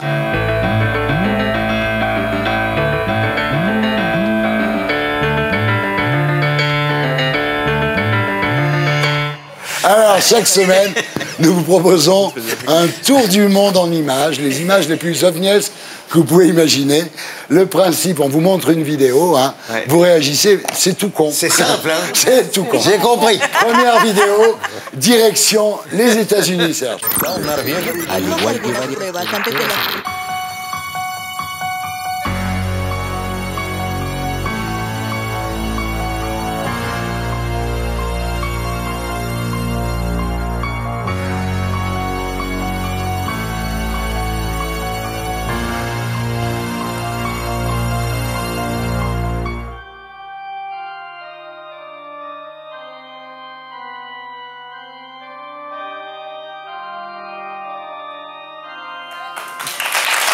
Alors, je précise que c'est la musique de film de John Carpenter, Halloween.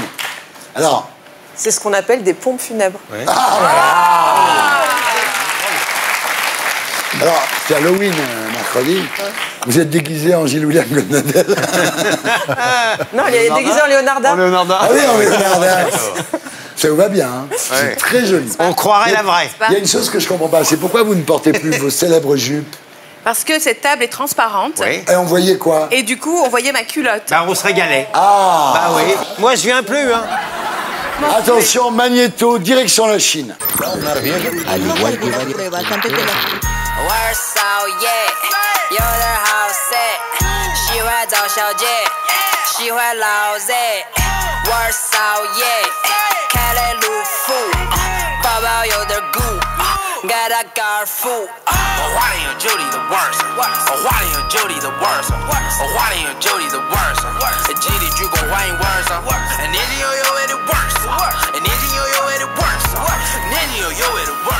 C'est incroyable. Non, franchement. Non, mais on essaye de nous faire croire que le vélo, c'est écolo. Ouais. N'importe quoi. Non, ce qui est ironique, c'est que la Chine soit envahie par des vélos et que jusqu'en 2001, être une pédale dans ce pays, c'était considéré comme une maladie mentale. C'est vrai. Ouais. En tous les cas, nous, on pédale dans la smoule, mais eux, ils ont des vélos. Maintenant, on passe au Vatican, Magnéto. And I don't think there's nothing I could do now to right my wrongs. I wanna talk to God, but I'm afraid cause we ain't spoken so long. God, show me the way because the devil's trying to break me down. The only thing that I pray is that my feet don't fail me now. And I don't think there's nothing I could do now to right my wrongs. C'est du Pokémon Go catholique. Donc, qu'est-ce que vous sentez? Non, ne venez pas vers moi. Hein. Ouais. Non, je vous le demande, Thierry. On est censé protester. Ah non. Moi, je veux bien. Mais enfin, de toute façon, c'est quand même 100 fois mieux que toutes les bondieuseries. Non, mais arrête, c'est consternant. C'est consternant, mais les bondieuseries, qu'elles viennent de l'islam ou qu'elles viennent de l'église catholique, c'est toujours consternant. Les bondieuseries sont consternantes, mais quand les bondieuseries essayent de faire moderne pour racoler les jeunes, c'est encore pire que tout. Oui, c'est bien. Ben voilà, c'est très bien. C'est très bien. Bon, alors, direction l'Afrique du Sud, Serge.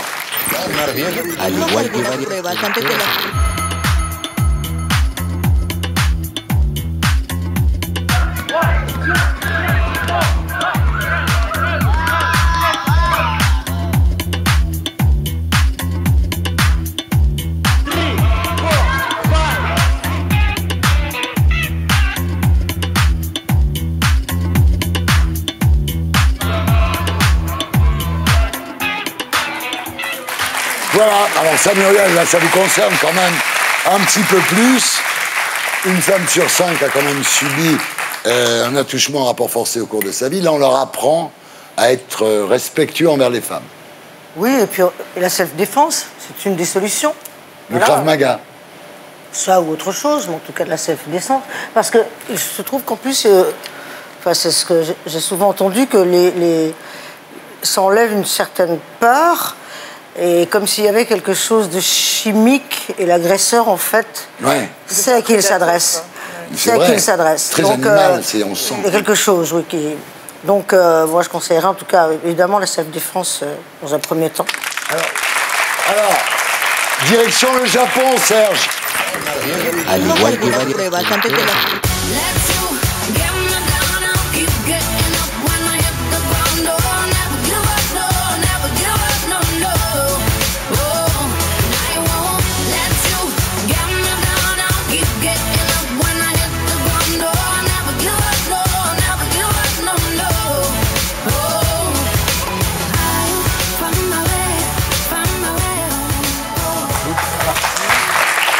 Là, elle a carrément terminé sur les genoux. Non, mais c'est fou quand même. La fille, là. Vous avez quand même remarqué que l'autre est parti avec le relais sans un regard, sans un mot pour sa partenaire. Pour que l'autre ça se voit que tu n'as pas fait de l'athlétisme à haut niveau. Moi, je vois Natacha qui rampe pendant 200 mètres devant moi, j'ai un mot pour elle, voilà, c'est tout. Parce que t'es pas sportif. Et encore moins devant toi. Direction l'Italie, Serge.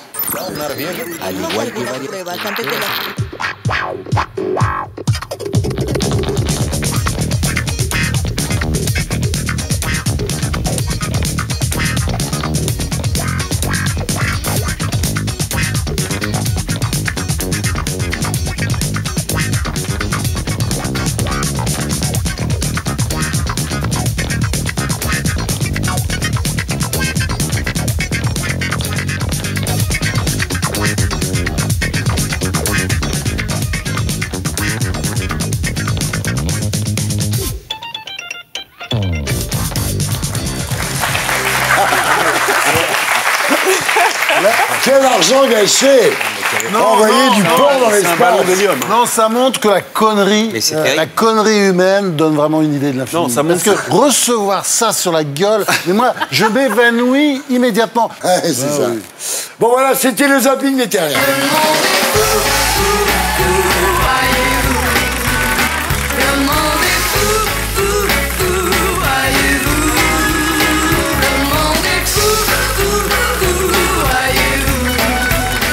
Alors, un sujet qui va vous intéresser, Muriel Robin. En France, 38% des sans-abri seraient des femmes, particulièrement vulnérables, évidemment. Elles sont fortement exposées aux agressions sexuelles et aux viols. Alors, comment remonter à la surface lorsqu'on dort sous les ponts?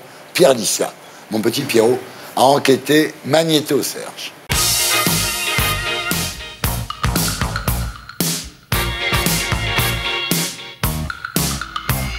Plus isolées, plus vulnérables et surtout quasiment invisibles, on estime que les femmes représentent un tiers des personnes sans domicile fixe en France. Pourtant, les structures d'accueil restent rares. Je vous emmène en maraude avec l'ADSF, une association qui œuvre auprès de ces femmes-là en leur distribuant des kits d'hygiène et de soins. Qu'est-ce qu'elles ont comme couverture sociale? Est-ce qu'elles ont une couverture sociale? L'objectif de la maraude aujourd'hui, c'est d'aller à la rencontre des dames qu'on connaît déjà, leur distribuer les kits d'hygiène qui sont là. En fait, tout le nécessaire pour l'hygiène pour qu'elle puisse tenir un mois.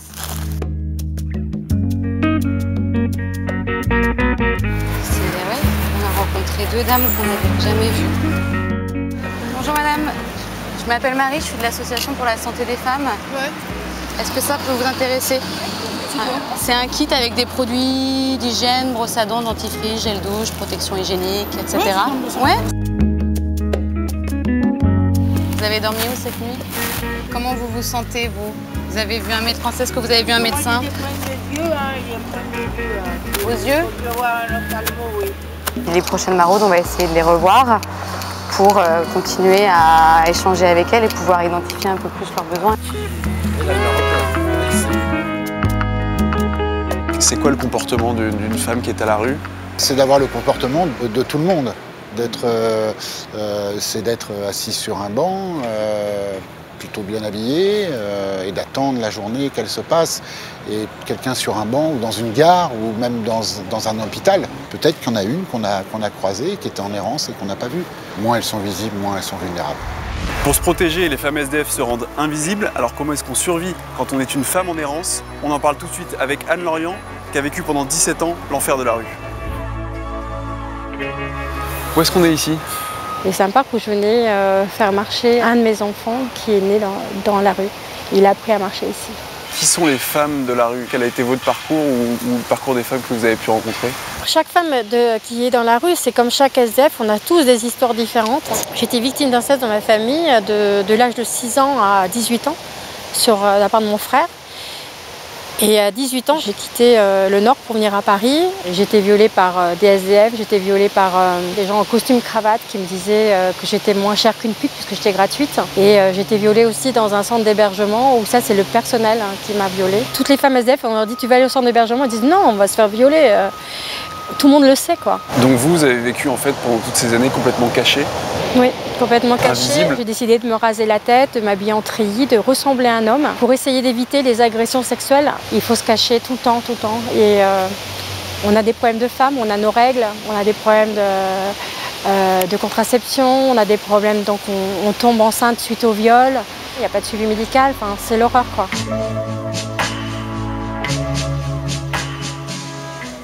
Pourquoi est-ce qu'on parle peu finalement de ce sujet-là? On n'en parle jamais. On n'en parle jamais, et on n'en parle jamais pour une raison très simple. C'est que les femmes de la rue se rendent elles-mêmes invisibles. Parce que être invisible quand on est dans la rue, c'est être invisible aux yeux des prédateurs, mais c'est aussi, et malheureusement, du coup, disparaître des écrans radars de la solidarité. C'est un phénomène qui est très compliqué à recenser, à comptabiliser. On estime à peu près à 30 000 femmes sans abri. Au milieu de tout cet océan de détresse, de drame humain, il y a quand même une prise de conscience. D'abord, la DSF, l'association qu'on a suivie en maraude, s'est associée avec l'Armée du Salut pour ouvrir le 1er décembre à Paris un centre d'accueil réservé aux femmes SDF qui sera ouvert 24 heures sur 24, 7 jours sur 7, parce qu'en fait, il n'y a pas de centre réservé aux femmes tenu par des femmes. La maire de Paris, Anne Hidalgo, a également annoncé pour cet hiver un accueil d'une 50aine de places réservées aux femmes sans-abri au sein même de l'hôtel de ville. Donc c'est encore trop peu. Mais en tout cas, c'est la bonne direction dans la mesure où justement les femmes ont peur d'aller dans ces centres mixtes. Je voudrais juste terminer en disant qu'on peut aider ces associations, on peut aider la DSF en faisant un don d'argent, mais aussi ce dont ils ont le plus besoin, c'est des lingettes, des protections hygiéniques, parce que ça coûte très cher, c'est un produit de luxe quand on est une femme dans la rue, des gels douche, des déodorants. Et Anne Lorient également a créé une cagnotte en ligne qui s'appelle « Soutenez Anne Lorient et les femmes SDF » pour venir en aide justement à toutes ces femmes. William. Très bon reportage. Il y a un détail, moi, qui m'a frappé. C'est ce type qui dit, qui parle d'une femme bien habillée. Certaines femmes bien habillées qui sont complètement à la ramasse, qui sont complètement à l'abandon, qui ne veulent pas être distinguées, qui doivent être toutes seules sur un banc. Je trouve ça très... Mais c'est intéressant, on a rencontré des femmes SDF justement qui disaient, nous, notre priorité de la journée, c'est d'être propre. Ah oui. En fait, d'être madame tout le monde. Ouais. Parce que si on est madame tout le monde, on ne remarque pas. Voilà, donc c'est des femmes qui passent leur journée, par exemple, dans une gare, assises avec un petit sac. On se dit, on les prend pour des voyageurs. C'est exactement ça. Plus on est invisible, moins on est vulnérable. Bravo Pierrot. Il faudrait peut-être ajouter une chose aussi, c'est que ce soit les hommes ou les femmes, les gens qui sont dans la rue, pour beaucoup, souffrent de maladies mentales. Il y a une très très grosse souffrance psychologique. La misère de la psychiatrie en France fait qu'il n'y a plus aucune structure pour les accueillir. Muriel, vous connaissiez le sujet, vous? Oui. Ah, oui. Mais je suis... Quand même, ça interroge beaucoup de voir que, oui, elles sont invisibles, mais pas seulement invisibles. Et il faut attendre en 2018 pour qu'il y ait un centre spécialisé pour les femmes. Il y en a quand même beaucoup aussi qui étaient visibles. Donc pardon, mais une fois de plus, les femmes sont complètement zappées, oubliées, démerdent les uns avec les autres, mais il y a des vraies problématiques différentes, tout ce dont on parle, enfin, qui sont zappés, voilà. Oui, on dit toujours un SDF, les SDF. Quand on dit un pauvre, quand on dit une personne à temps partiel contraint, en fait, c'est les femmes, toujours, qui sont le plus dans cette situation. C'est pas étonnant que les femmes soient celles qui vivent le plus de la pauvreté maximale dans les conditions les plus terribles, parce que même quand on arrive à bosser un petit peu dans un salaire minimum, ça ne fait pas de toute façon une vie, parce que vous avez des centaines de milliers de personnes qui travaillent le matin, aller de 6h à 9h, et puis après un petit peu de 17h à 20h, qui sont des femmes célibataires. La situation des femmes qui sont des familles monoparentales, mais c'est des millions de personnes en France, et on est dans un pays riche, on serait dans un pays pauvre, mais on est dans un pays ultra riche, dans lequel chaque mois, on donne des millions à des personnes dans le cadre de politiques fiscales, de redistribution aux riches. C'est ça qui est révoltant, parce que là, on a tous versé une larme et c'est tout à fait normal, et ton sujet, il est formidable. Mais au-delà de l'empathie, il faut aussi agir, merde. C'est pas normal dans notre pays de voir ça. Alors, est-ce qu'on peut remettre le synthé à l'écran où les gens peuvent au moins donner de l'argent déjà aujourd'hui? William? Le plus terrible, c'est le témoignage sur cette femme, criante de vérité, qui a peur d'aller dans un dans un centre d'hébergement. Ça, c'était... Et là, c'est là qu'on voit que justement, on a un vrai souci sur la solution qui est apportée, parce qu'on dit il y a plus de SDF, on va faire plus de centres d'hébergement. C'est ce que je suis en train de te dire. En réalité, c'est des centres d'hébergement où les femmes ont peur d'aller, parce que c'est un centre où elle s'est faite violer. Elle nous a raconté qu'elle allait prendre une douche. Et un membre du personnel du centre l'a suivie dans la douche. Elle disait, moi, je ne peux pas partir. Je préfère être sous mon Porsche où je peux partir plutôt qu'être dans ce centre-là. C'est ça la réalité. Monia, tu soulèves un sujet que la précarité menstruelle qui touche les femmes SDF, mais qui touche des femmes qui sont en foyer, qui touche des étudiants, toutes les personnes qui sont dans la précarité. Parce qu'aujourd'hui, c'est un gros tabou. La plupart des Français, quand on veut tous donner, mais quand on veut donner, on va plus facilement acheter une boîte de thon qu'une boîte de tampons ou une boîte de serviettes hygiéniques, parce que c'est tabou, parce qu'on ne veut pas en parler, parce qu'on veut pas le voir. Vous savez, dans une vie, pour une femme, ça coûte entre 1 500 € et 2 000 €. Le prix d'acheter des protections hygiéniques. Et ce qui est fou, c'est qu'aujourd'hui, on dit qu'on est en France, on est dans un pays développé, et il y a beaucoup de filles, des étudiantes, des femmes dans la rue, des femmes dans des foyers qui ne peuvent pas s'en acheter, sont obligées de se promener avec du rouleau de papier toilette, avec du coton, avec des vêtements, et c'est important de le préciser parce que c'est important aussi de pouvoir gérer ses règles dans la dignité, parce qu'aussi c'est important de se sentir digne de toute façon. En Écosse, depuis la rentrée, depuis septembre, aujourd'hui l'Écosse offre les serviettes hygiéniques à toutes les personnes en précarité. Donc c'est très important. C'est vraiment un produit de luxe, c'est un produit de luxe. Quand on discutait avec ces associations-là, on se rendait compte que dans les kits, il y avait toujours un rasoir, par exemple. Alors les femmes nous disaient, alors oui, on est toutes très bien épilées au niveau des jambes, mais on n'a pas de tampons, de serviettes hygiéniques, même de serviettes pour fuite urinaire. Tout ça, c'est des choses qui n'existent pas dans les kits de solidarité et que ces associations-là essayent de mettre à disposition des femmes, mais ça coûte hyper cher, hyper cher.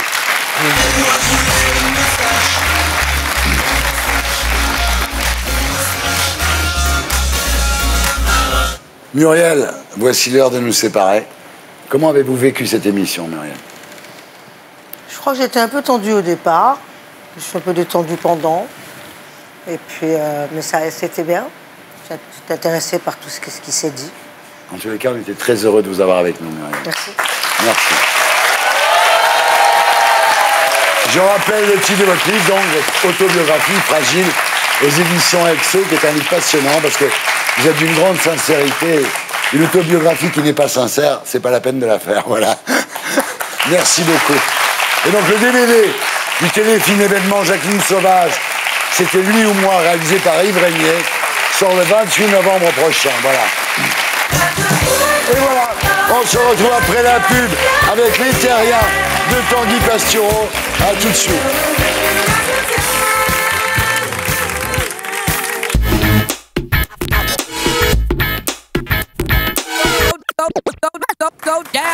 Bonsoir les Terriens du dimanche. Bienvenue dans l'émission qui vous aide à vous faire votre opinion.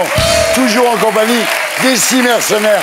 Natacha Polony, Raquel Garrido, Monia Cachemire, Franz-Olivier Gisler, Gilles-William Golnadet et Pierre Licia. Maintenant qu'elle est partie, c'est le débrief de l'invité.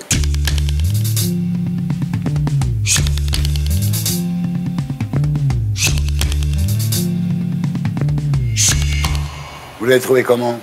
J'aime pas dire du mal des gens quand ils ne sont pas là. Non mais, je veux dire, non, elle est pleine de talent, elle est pleine de vérité, elle est sincère. Ouais. Mais c'est une question de chimie. Je ne suis pas en empathie avec elle. Je la trouve un peu froide. Vous savez pourquoi? Oui. Parce que comme elle a arrêté de boire, elle a arrêté de fumer, elle a arrêté de se droguer, arrive un moment... C'est possible. C'est pour ça que j'arrête pas. Moi, c'est pour ça que j'arrête pas. Parce que mais arrête, c'est pas ça. C'est parce que surtout, elle est pas là pour te draguer. Parce que tu as un modèle féminin qui doit séduire tout le monde, etc. Et elle n'a juste rien à foutre que tu lui plaises, de te plaire. Je te remercie. Je te remercie de faire ta petite psychanalyse de bazar. On me demande mon avis. Il y a des milliards d'humains au sein de l'humanité. Je ne suis pas obligé d'accrocher avec tout le monde. Il se trouve que je n'accroche pas avec elle. Bon, voilà. Monia, alors, vous l'avez trouvé comment?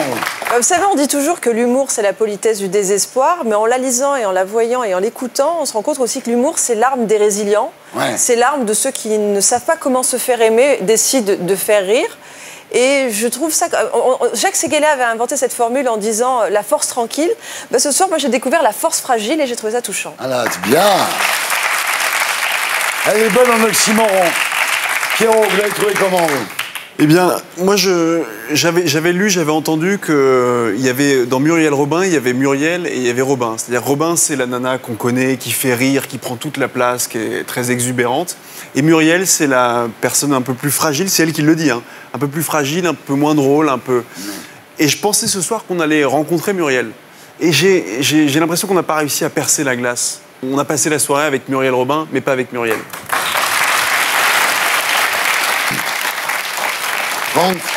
C'est une femme très intelligente, très cultivée, on voit bien, qui s'intéresse à tout. Et elle aborde les sujets, elle y va, et en même temps, elle a une espèce de recul permanent. On voit aussi quelqu'un ce soir qui a déjà beaucoup donné dans l'écriture. Oui. Et quand on a beaucoup donné dans l'écriture, finalement, on ferme une parenthèse. La chose est purgée. Et on n'a pas nécessairement envie voilà, on ne sait même pas d'ailleurs comment il faut faire pour résumer 400 pages en une émission. Moi, je peux juste dire une chose qui m'a touchée personnellement dans son livre. Je pense que chacun y trouvera, en fait, son petit rapport, sa petite entrée qu'il va faire, qui va être en empathie par rapport à ce qu'elle a écrit. Elle décrit beaucoup sa mère qui avait beaucoup de mal à dire à ses enfants « je t'aime », qui avait beaucoup de mal à dire à ses enfants « c'est bien », à les féliciter. Et bien moi, comme maman, je peux vous dire que ce livre, alors je ne suis pas évidemment comme Madame Robin, des chaussures Robin, mais quelque part ce livre, il m'a alertée sur moi, la façon dont je dois peut-être davantage dire à mes enfants que c'est bien quand ils font des choses bien ou que je les aime un petit peu plus souvent. Et finalement, c'est ça qui est intéressant dans ce livre, c'est que quand on voit des gens du showbiz qui ont été là, des amis de Lynn Renaud, de Jacques Chirac, etc. Et puis finalement, on a tous des choses en commun. Et puis, on a tous des choses à s'apprendre, et c'est ça qui est bien dans ce livre. Un mot, c'est fini. Un mot. Mais s'il y a une chose à retenir, c'est cette notion d'apartheid émotionnel. D'un côté, il y a ceux qui ont reçu les je t'aime de leurs parents et les autres. Et les autres, comme elles... c'est faux, c'est vrai. C'est vrai. On Moi, galère. je fais partie de ceux qui ont attendu des je t'aime. Voilà, c'était le débrief.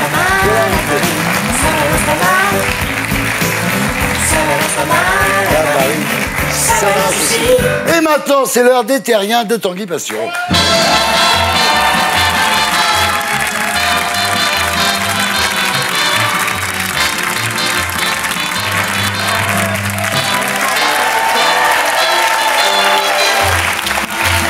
Alors, comment ça va? Ça va toujours, bah ouais, vous savez, moi je suis bien le dimanche. Tout va bien? Ouais, je suis en jogging, je fume des pétards, puis après j'arrive ici, je m'habille, et voilà, c'est parti. Et voilà, on passe à Pastureau.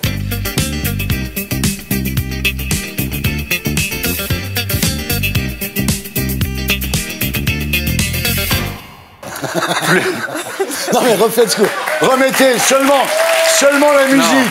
Seulement la musique, va dire. Montrez ce qu'il fait.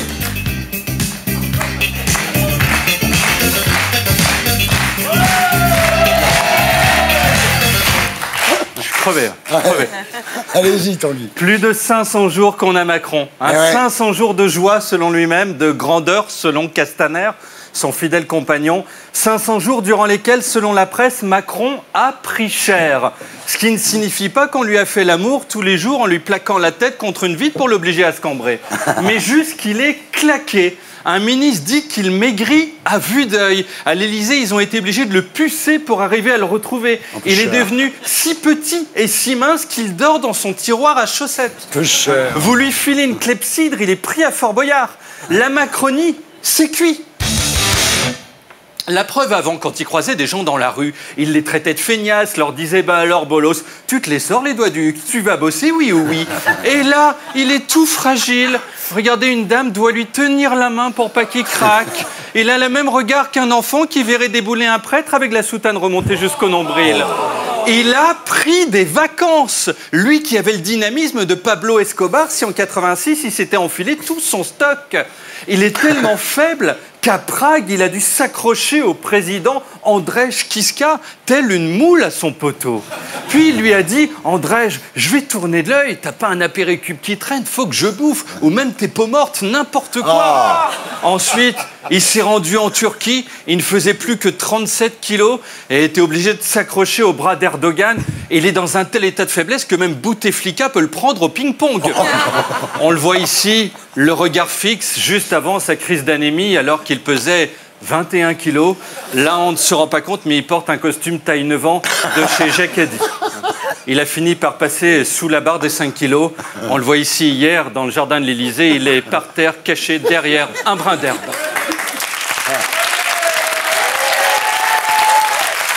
Alors qu'il fasse 20, 40 ou 70 kilos tout mouillé, ils aiment Macron, ils l'adulent. Ce sont les macronphiles. Avec Didier Guillaume, un nouveau ministre de l'Agriculture qui s'est rendu à la Food Tech. C'est le nom qu'utilise En Marche pour dire la nourriture. Hein, ils ont aussi la French Tech, tout ce qui finit par tech et kiff. Ils sont tellement cons que vous pouvez leur vendre une table de jardin 4 000 € du moment que vous leur dites qu'elle est en tech. Alors, une fille a mis un badge à Didier Guillaume parce que personne ne le connaît. Même lui, le matin, quand il se voit dans la glace, se met à hurler « Mais enfin, qui êtes-vous et que faites-vous chez moi ?» Badge avec un numéro à appeler s'il se perd, hein, celui de SOS Amitié. Gabriel Attal, Gabou, notre Kikounet, secrétaire d'État à l'éducation, le plus jeune politique du monde, eh ben, lui a fait ses débuts à l'Assemblée. Il a joué avec le micro. Il y a encore 3 semaines, il jouait avec son zizi. Quelle ascension!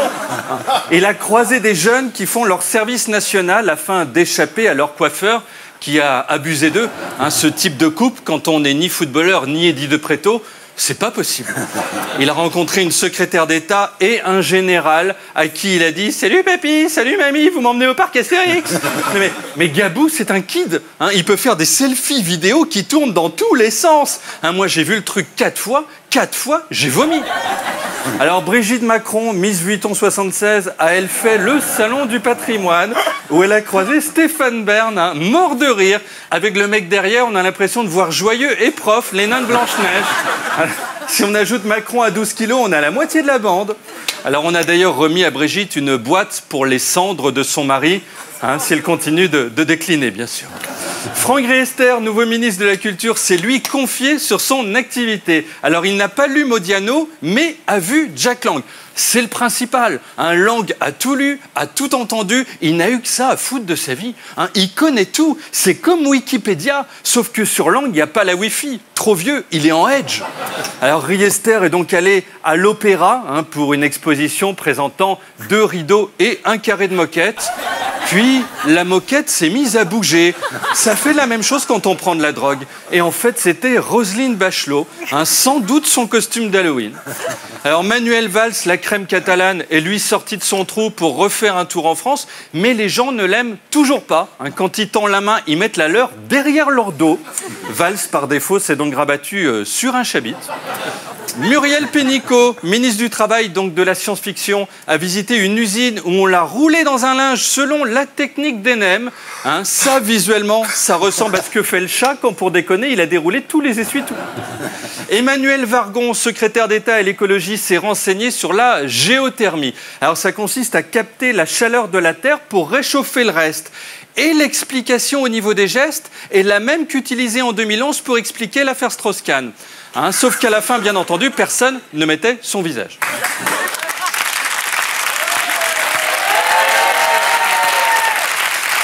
Alors, Édouard Philippe, lui, a commémoré le centenaire de la Première Guerre en Lozère. Et lui, quand il se tient droit, on dirait qu'il va décoller.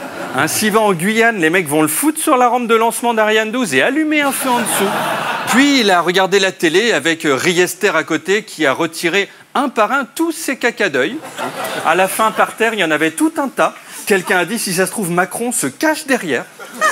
Christophe Castaner, le ministre de l'Intérieur, a rendu visite aux hommes du raid. Alors, il a serré des mains tout en se tenant le bras avec l'autre main. Quand il a relevé la droite, ça a fait un bras d'honneur. Le raid l'a mal pris. On voit ici la neutralisation de Christophe Castaner, qui a 130 jours d'ITT et une matraque dans le cul. Castaner, qui n'est pas habitué, c'est un bleu. Quand il croise des CRS, il tend la main, mais oublie que ceux-ci avant doivent faire le salut militaire. Salut. Ah, zut, salut. Ah oui, t'es lourd. Salut. Oui, pauvre con. Hein. Et il est même tombé sur un CRS SM, qui, tranquillou, l'air de rien, se claque la cuisse à chaque fois qu'il salue, comme une paire de fesses dans un clip de Mylène Farmer. Écoutez. Bonjour. Bonjour, monsieur Castaner.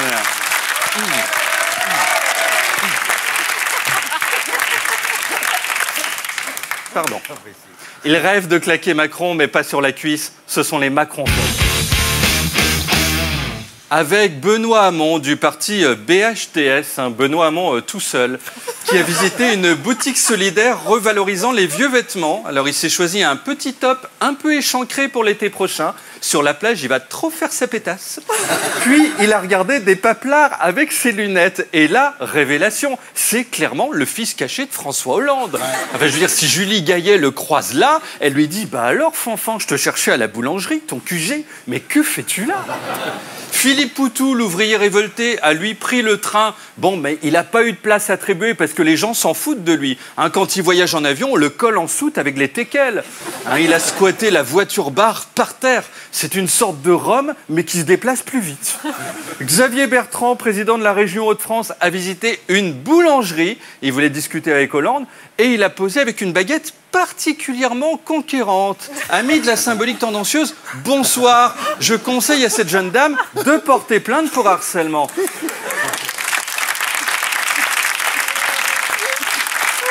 Benjamin Netanyahou avait fait la même avec une baguette dont il avait croqué le bout. Sinon, Florian Philippot, du Patriote, au départ c'était Les Patriotes, mais désormais il est seul, a dédicacé son livre chez un pote. À la base, il visait le Zénith de Paris, mais a dû se confronter au réel. À sa droite, on voit Emmanuel Macron à la fin de son régime. On ne sait pas par contre pourquoi il était pendu au coin de la porte. Puis Philippot a dégoté un petit bout de salle des fêtes et donc il a redédicacé son bouquin, notamment à un léopard déguisé en femme. C'est le seul moyen que les bêtes trouvent pour pas finir au zoo. Il a ensuite fait un petit discours devant le léopard, plus un chef indien, plus un grand blessé venu en béquille. C'est plus un parti, c'est un bal masqué. Florian. Enfin, il est allé à Strasbourg dans un resto marocain avec thé offert. C'était le seul moyen d'attirer le chaland. Et pour 2 bouquins signés, était aussi offert un massage oriental, plus une danse du ventre réalisée par une arabe fan de Jeanne d'Arc, plus 10 pâtisseries marocaines, plus Philippot, parce qu'il ne sert à rien, donc il se déstocke lui-même.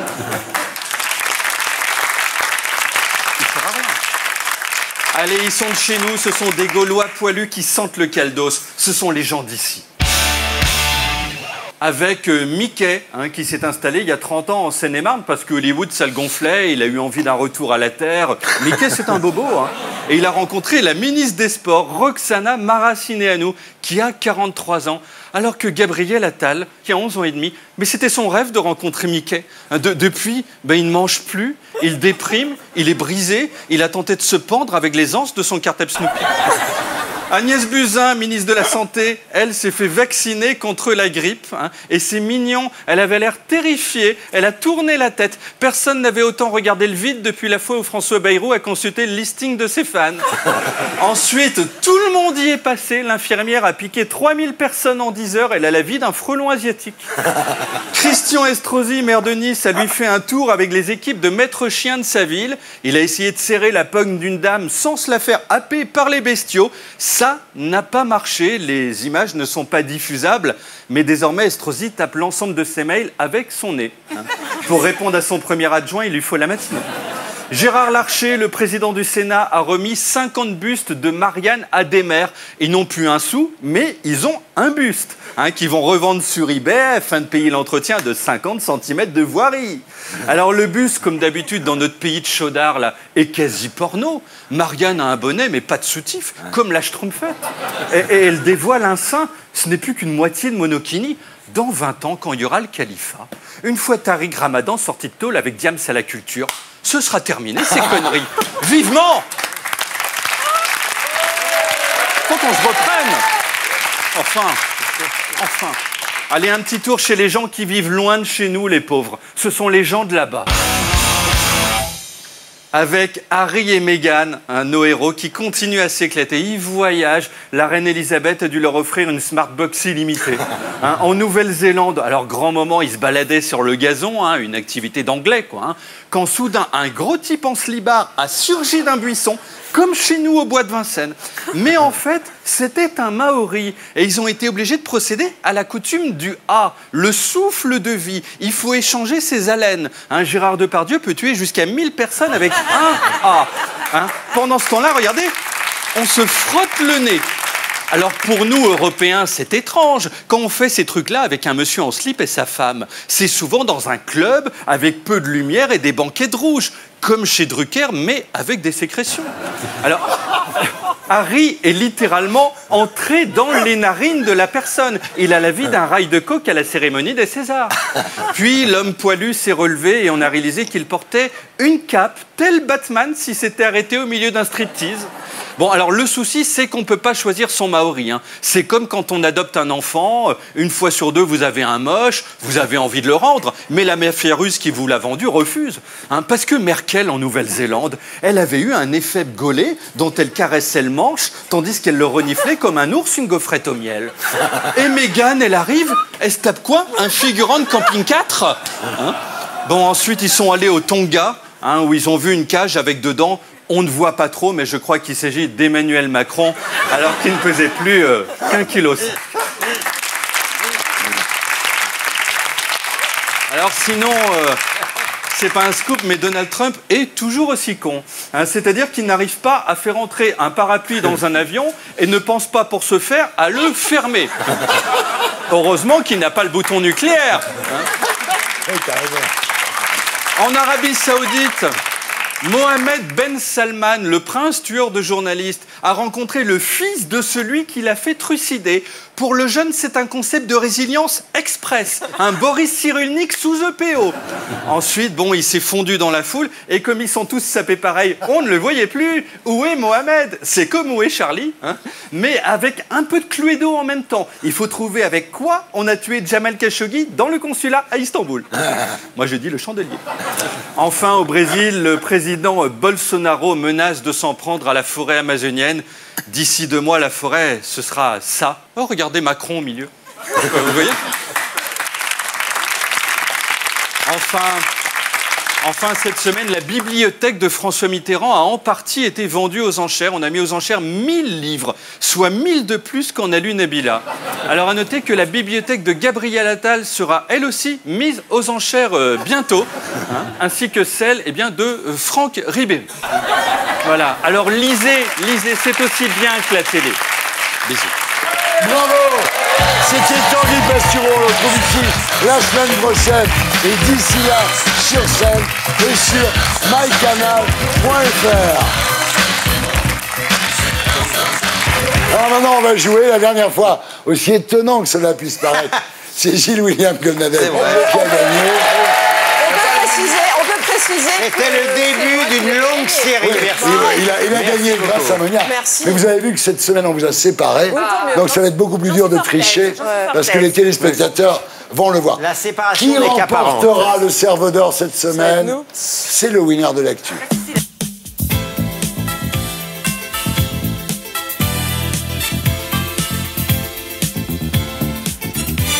Alors voilà, tout le monde est bien concentré. Attention. De quelle émission de télé s'inspirent certaines agences de Pôle emploi pour recruter des candidats? Top Chef, La France a un incroyable talent, The Voice ou Koh-Lanta? Je suis snob.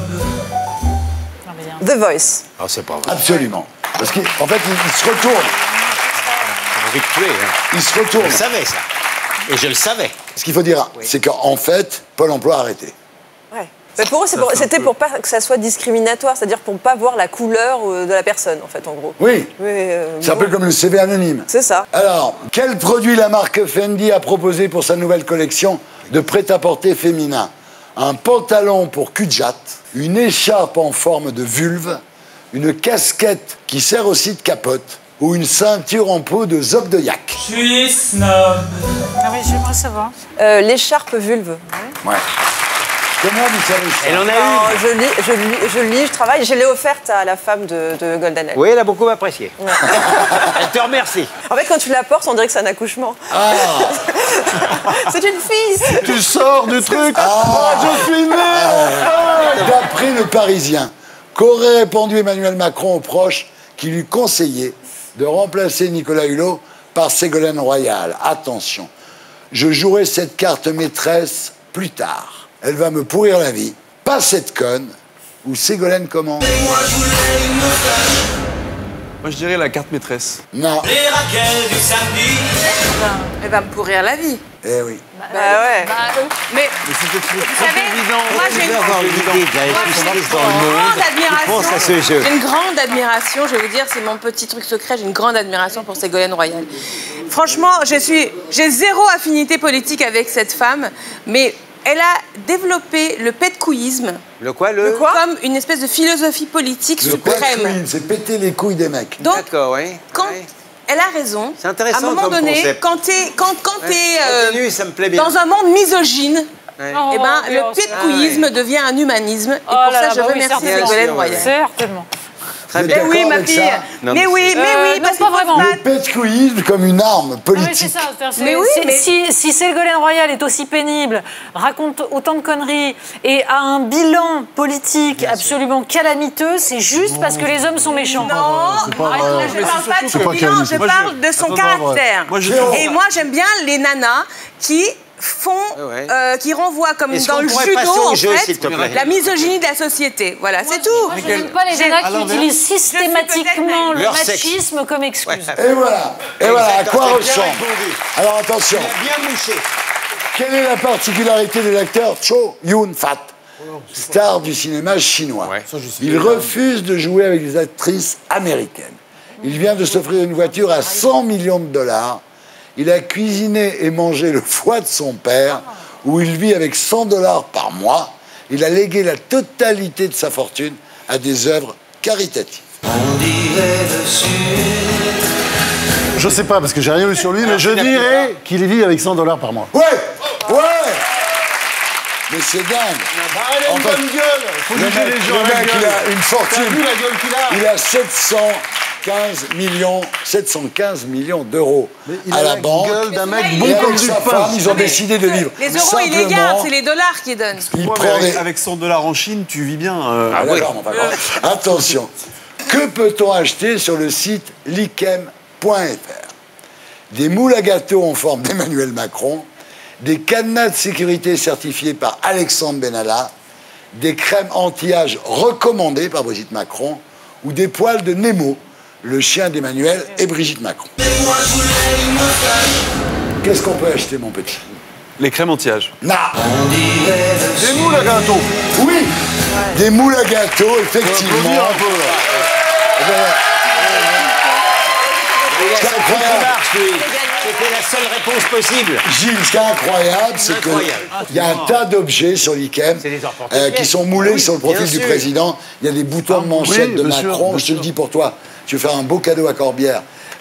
Des boutons de manchette, des marque-pages, à l'effigie de notre bon président. Des t-shirts. Est-ce qu'il y a la même chose avec l'effigie de Thierry Ardisson? Parce que ça, moi, je l'achèterais. Lèche-cul. Qu'est-ce que le chanteur Marilyn Manson a commercialisé à l'occasion d'Halloween cette année? Des échantillons de son propre sang, des rats de compagnie élevés dans son manoir, un enregistrement de ses flatulences quotidiennes ou un godemiché à son effigie. Jamais content. Tout, l'ensemble. Les Raquel du samedi.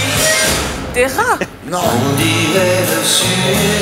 Un godemiché à son effigie. Bah oui, bien sûr. bah oui. Ah oui, c'est vrai qu'il a une tête de gland vu comme ça. Oh là là. Ça vaut 110 € le godemiché. Ah, c'est ça pas va, mal, ça 110 va. €. Ah oui, ça va. Alors, qui a gagné? Fogg. Oh!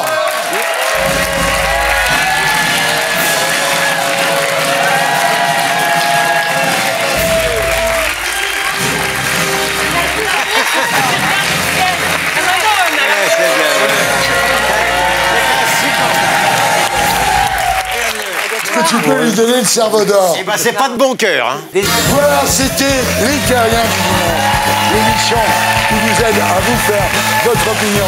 Merci à tous ceux qui m'ont aidé à faire cette émission, à commencer par Stéphane Simon. À samedi, 19h. Ciao, bonne semaine.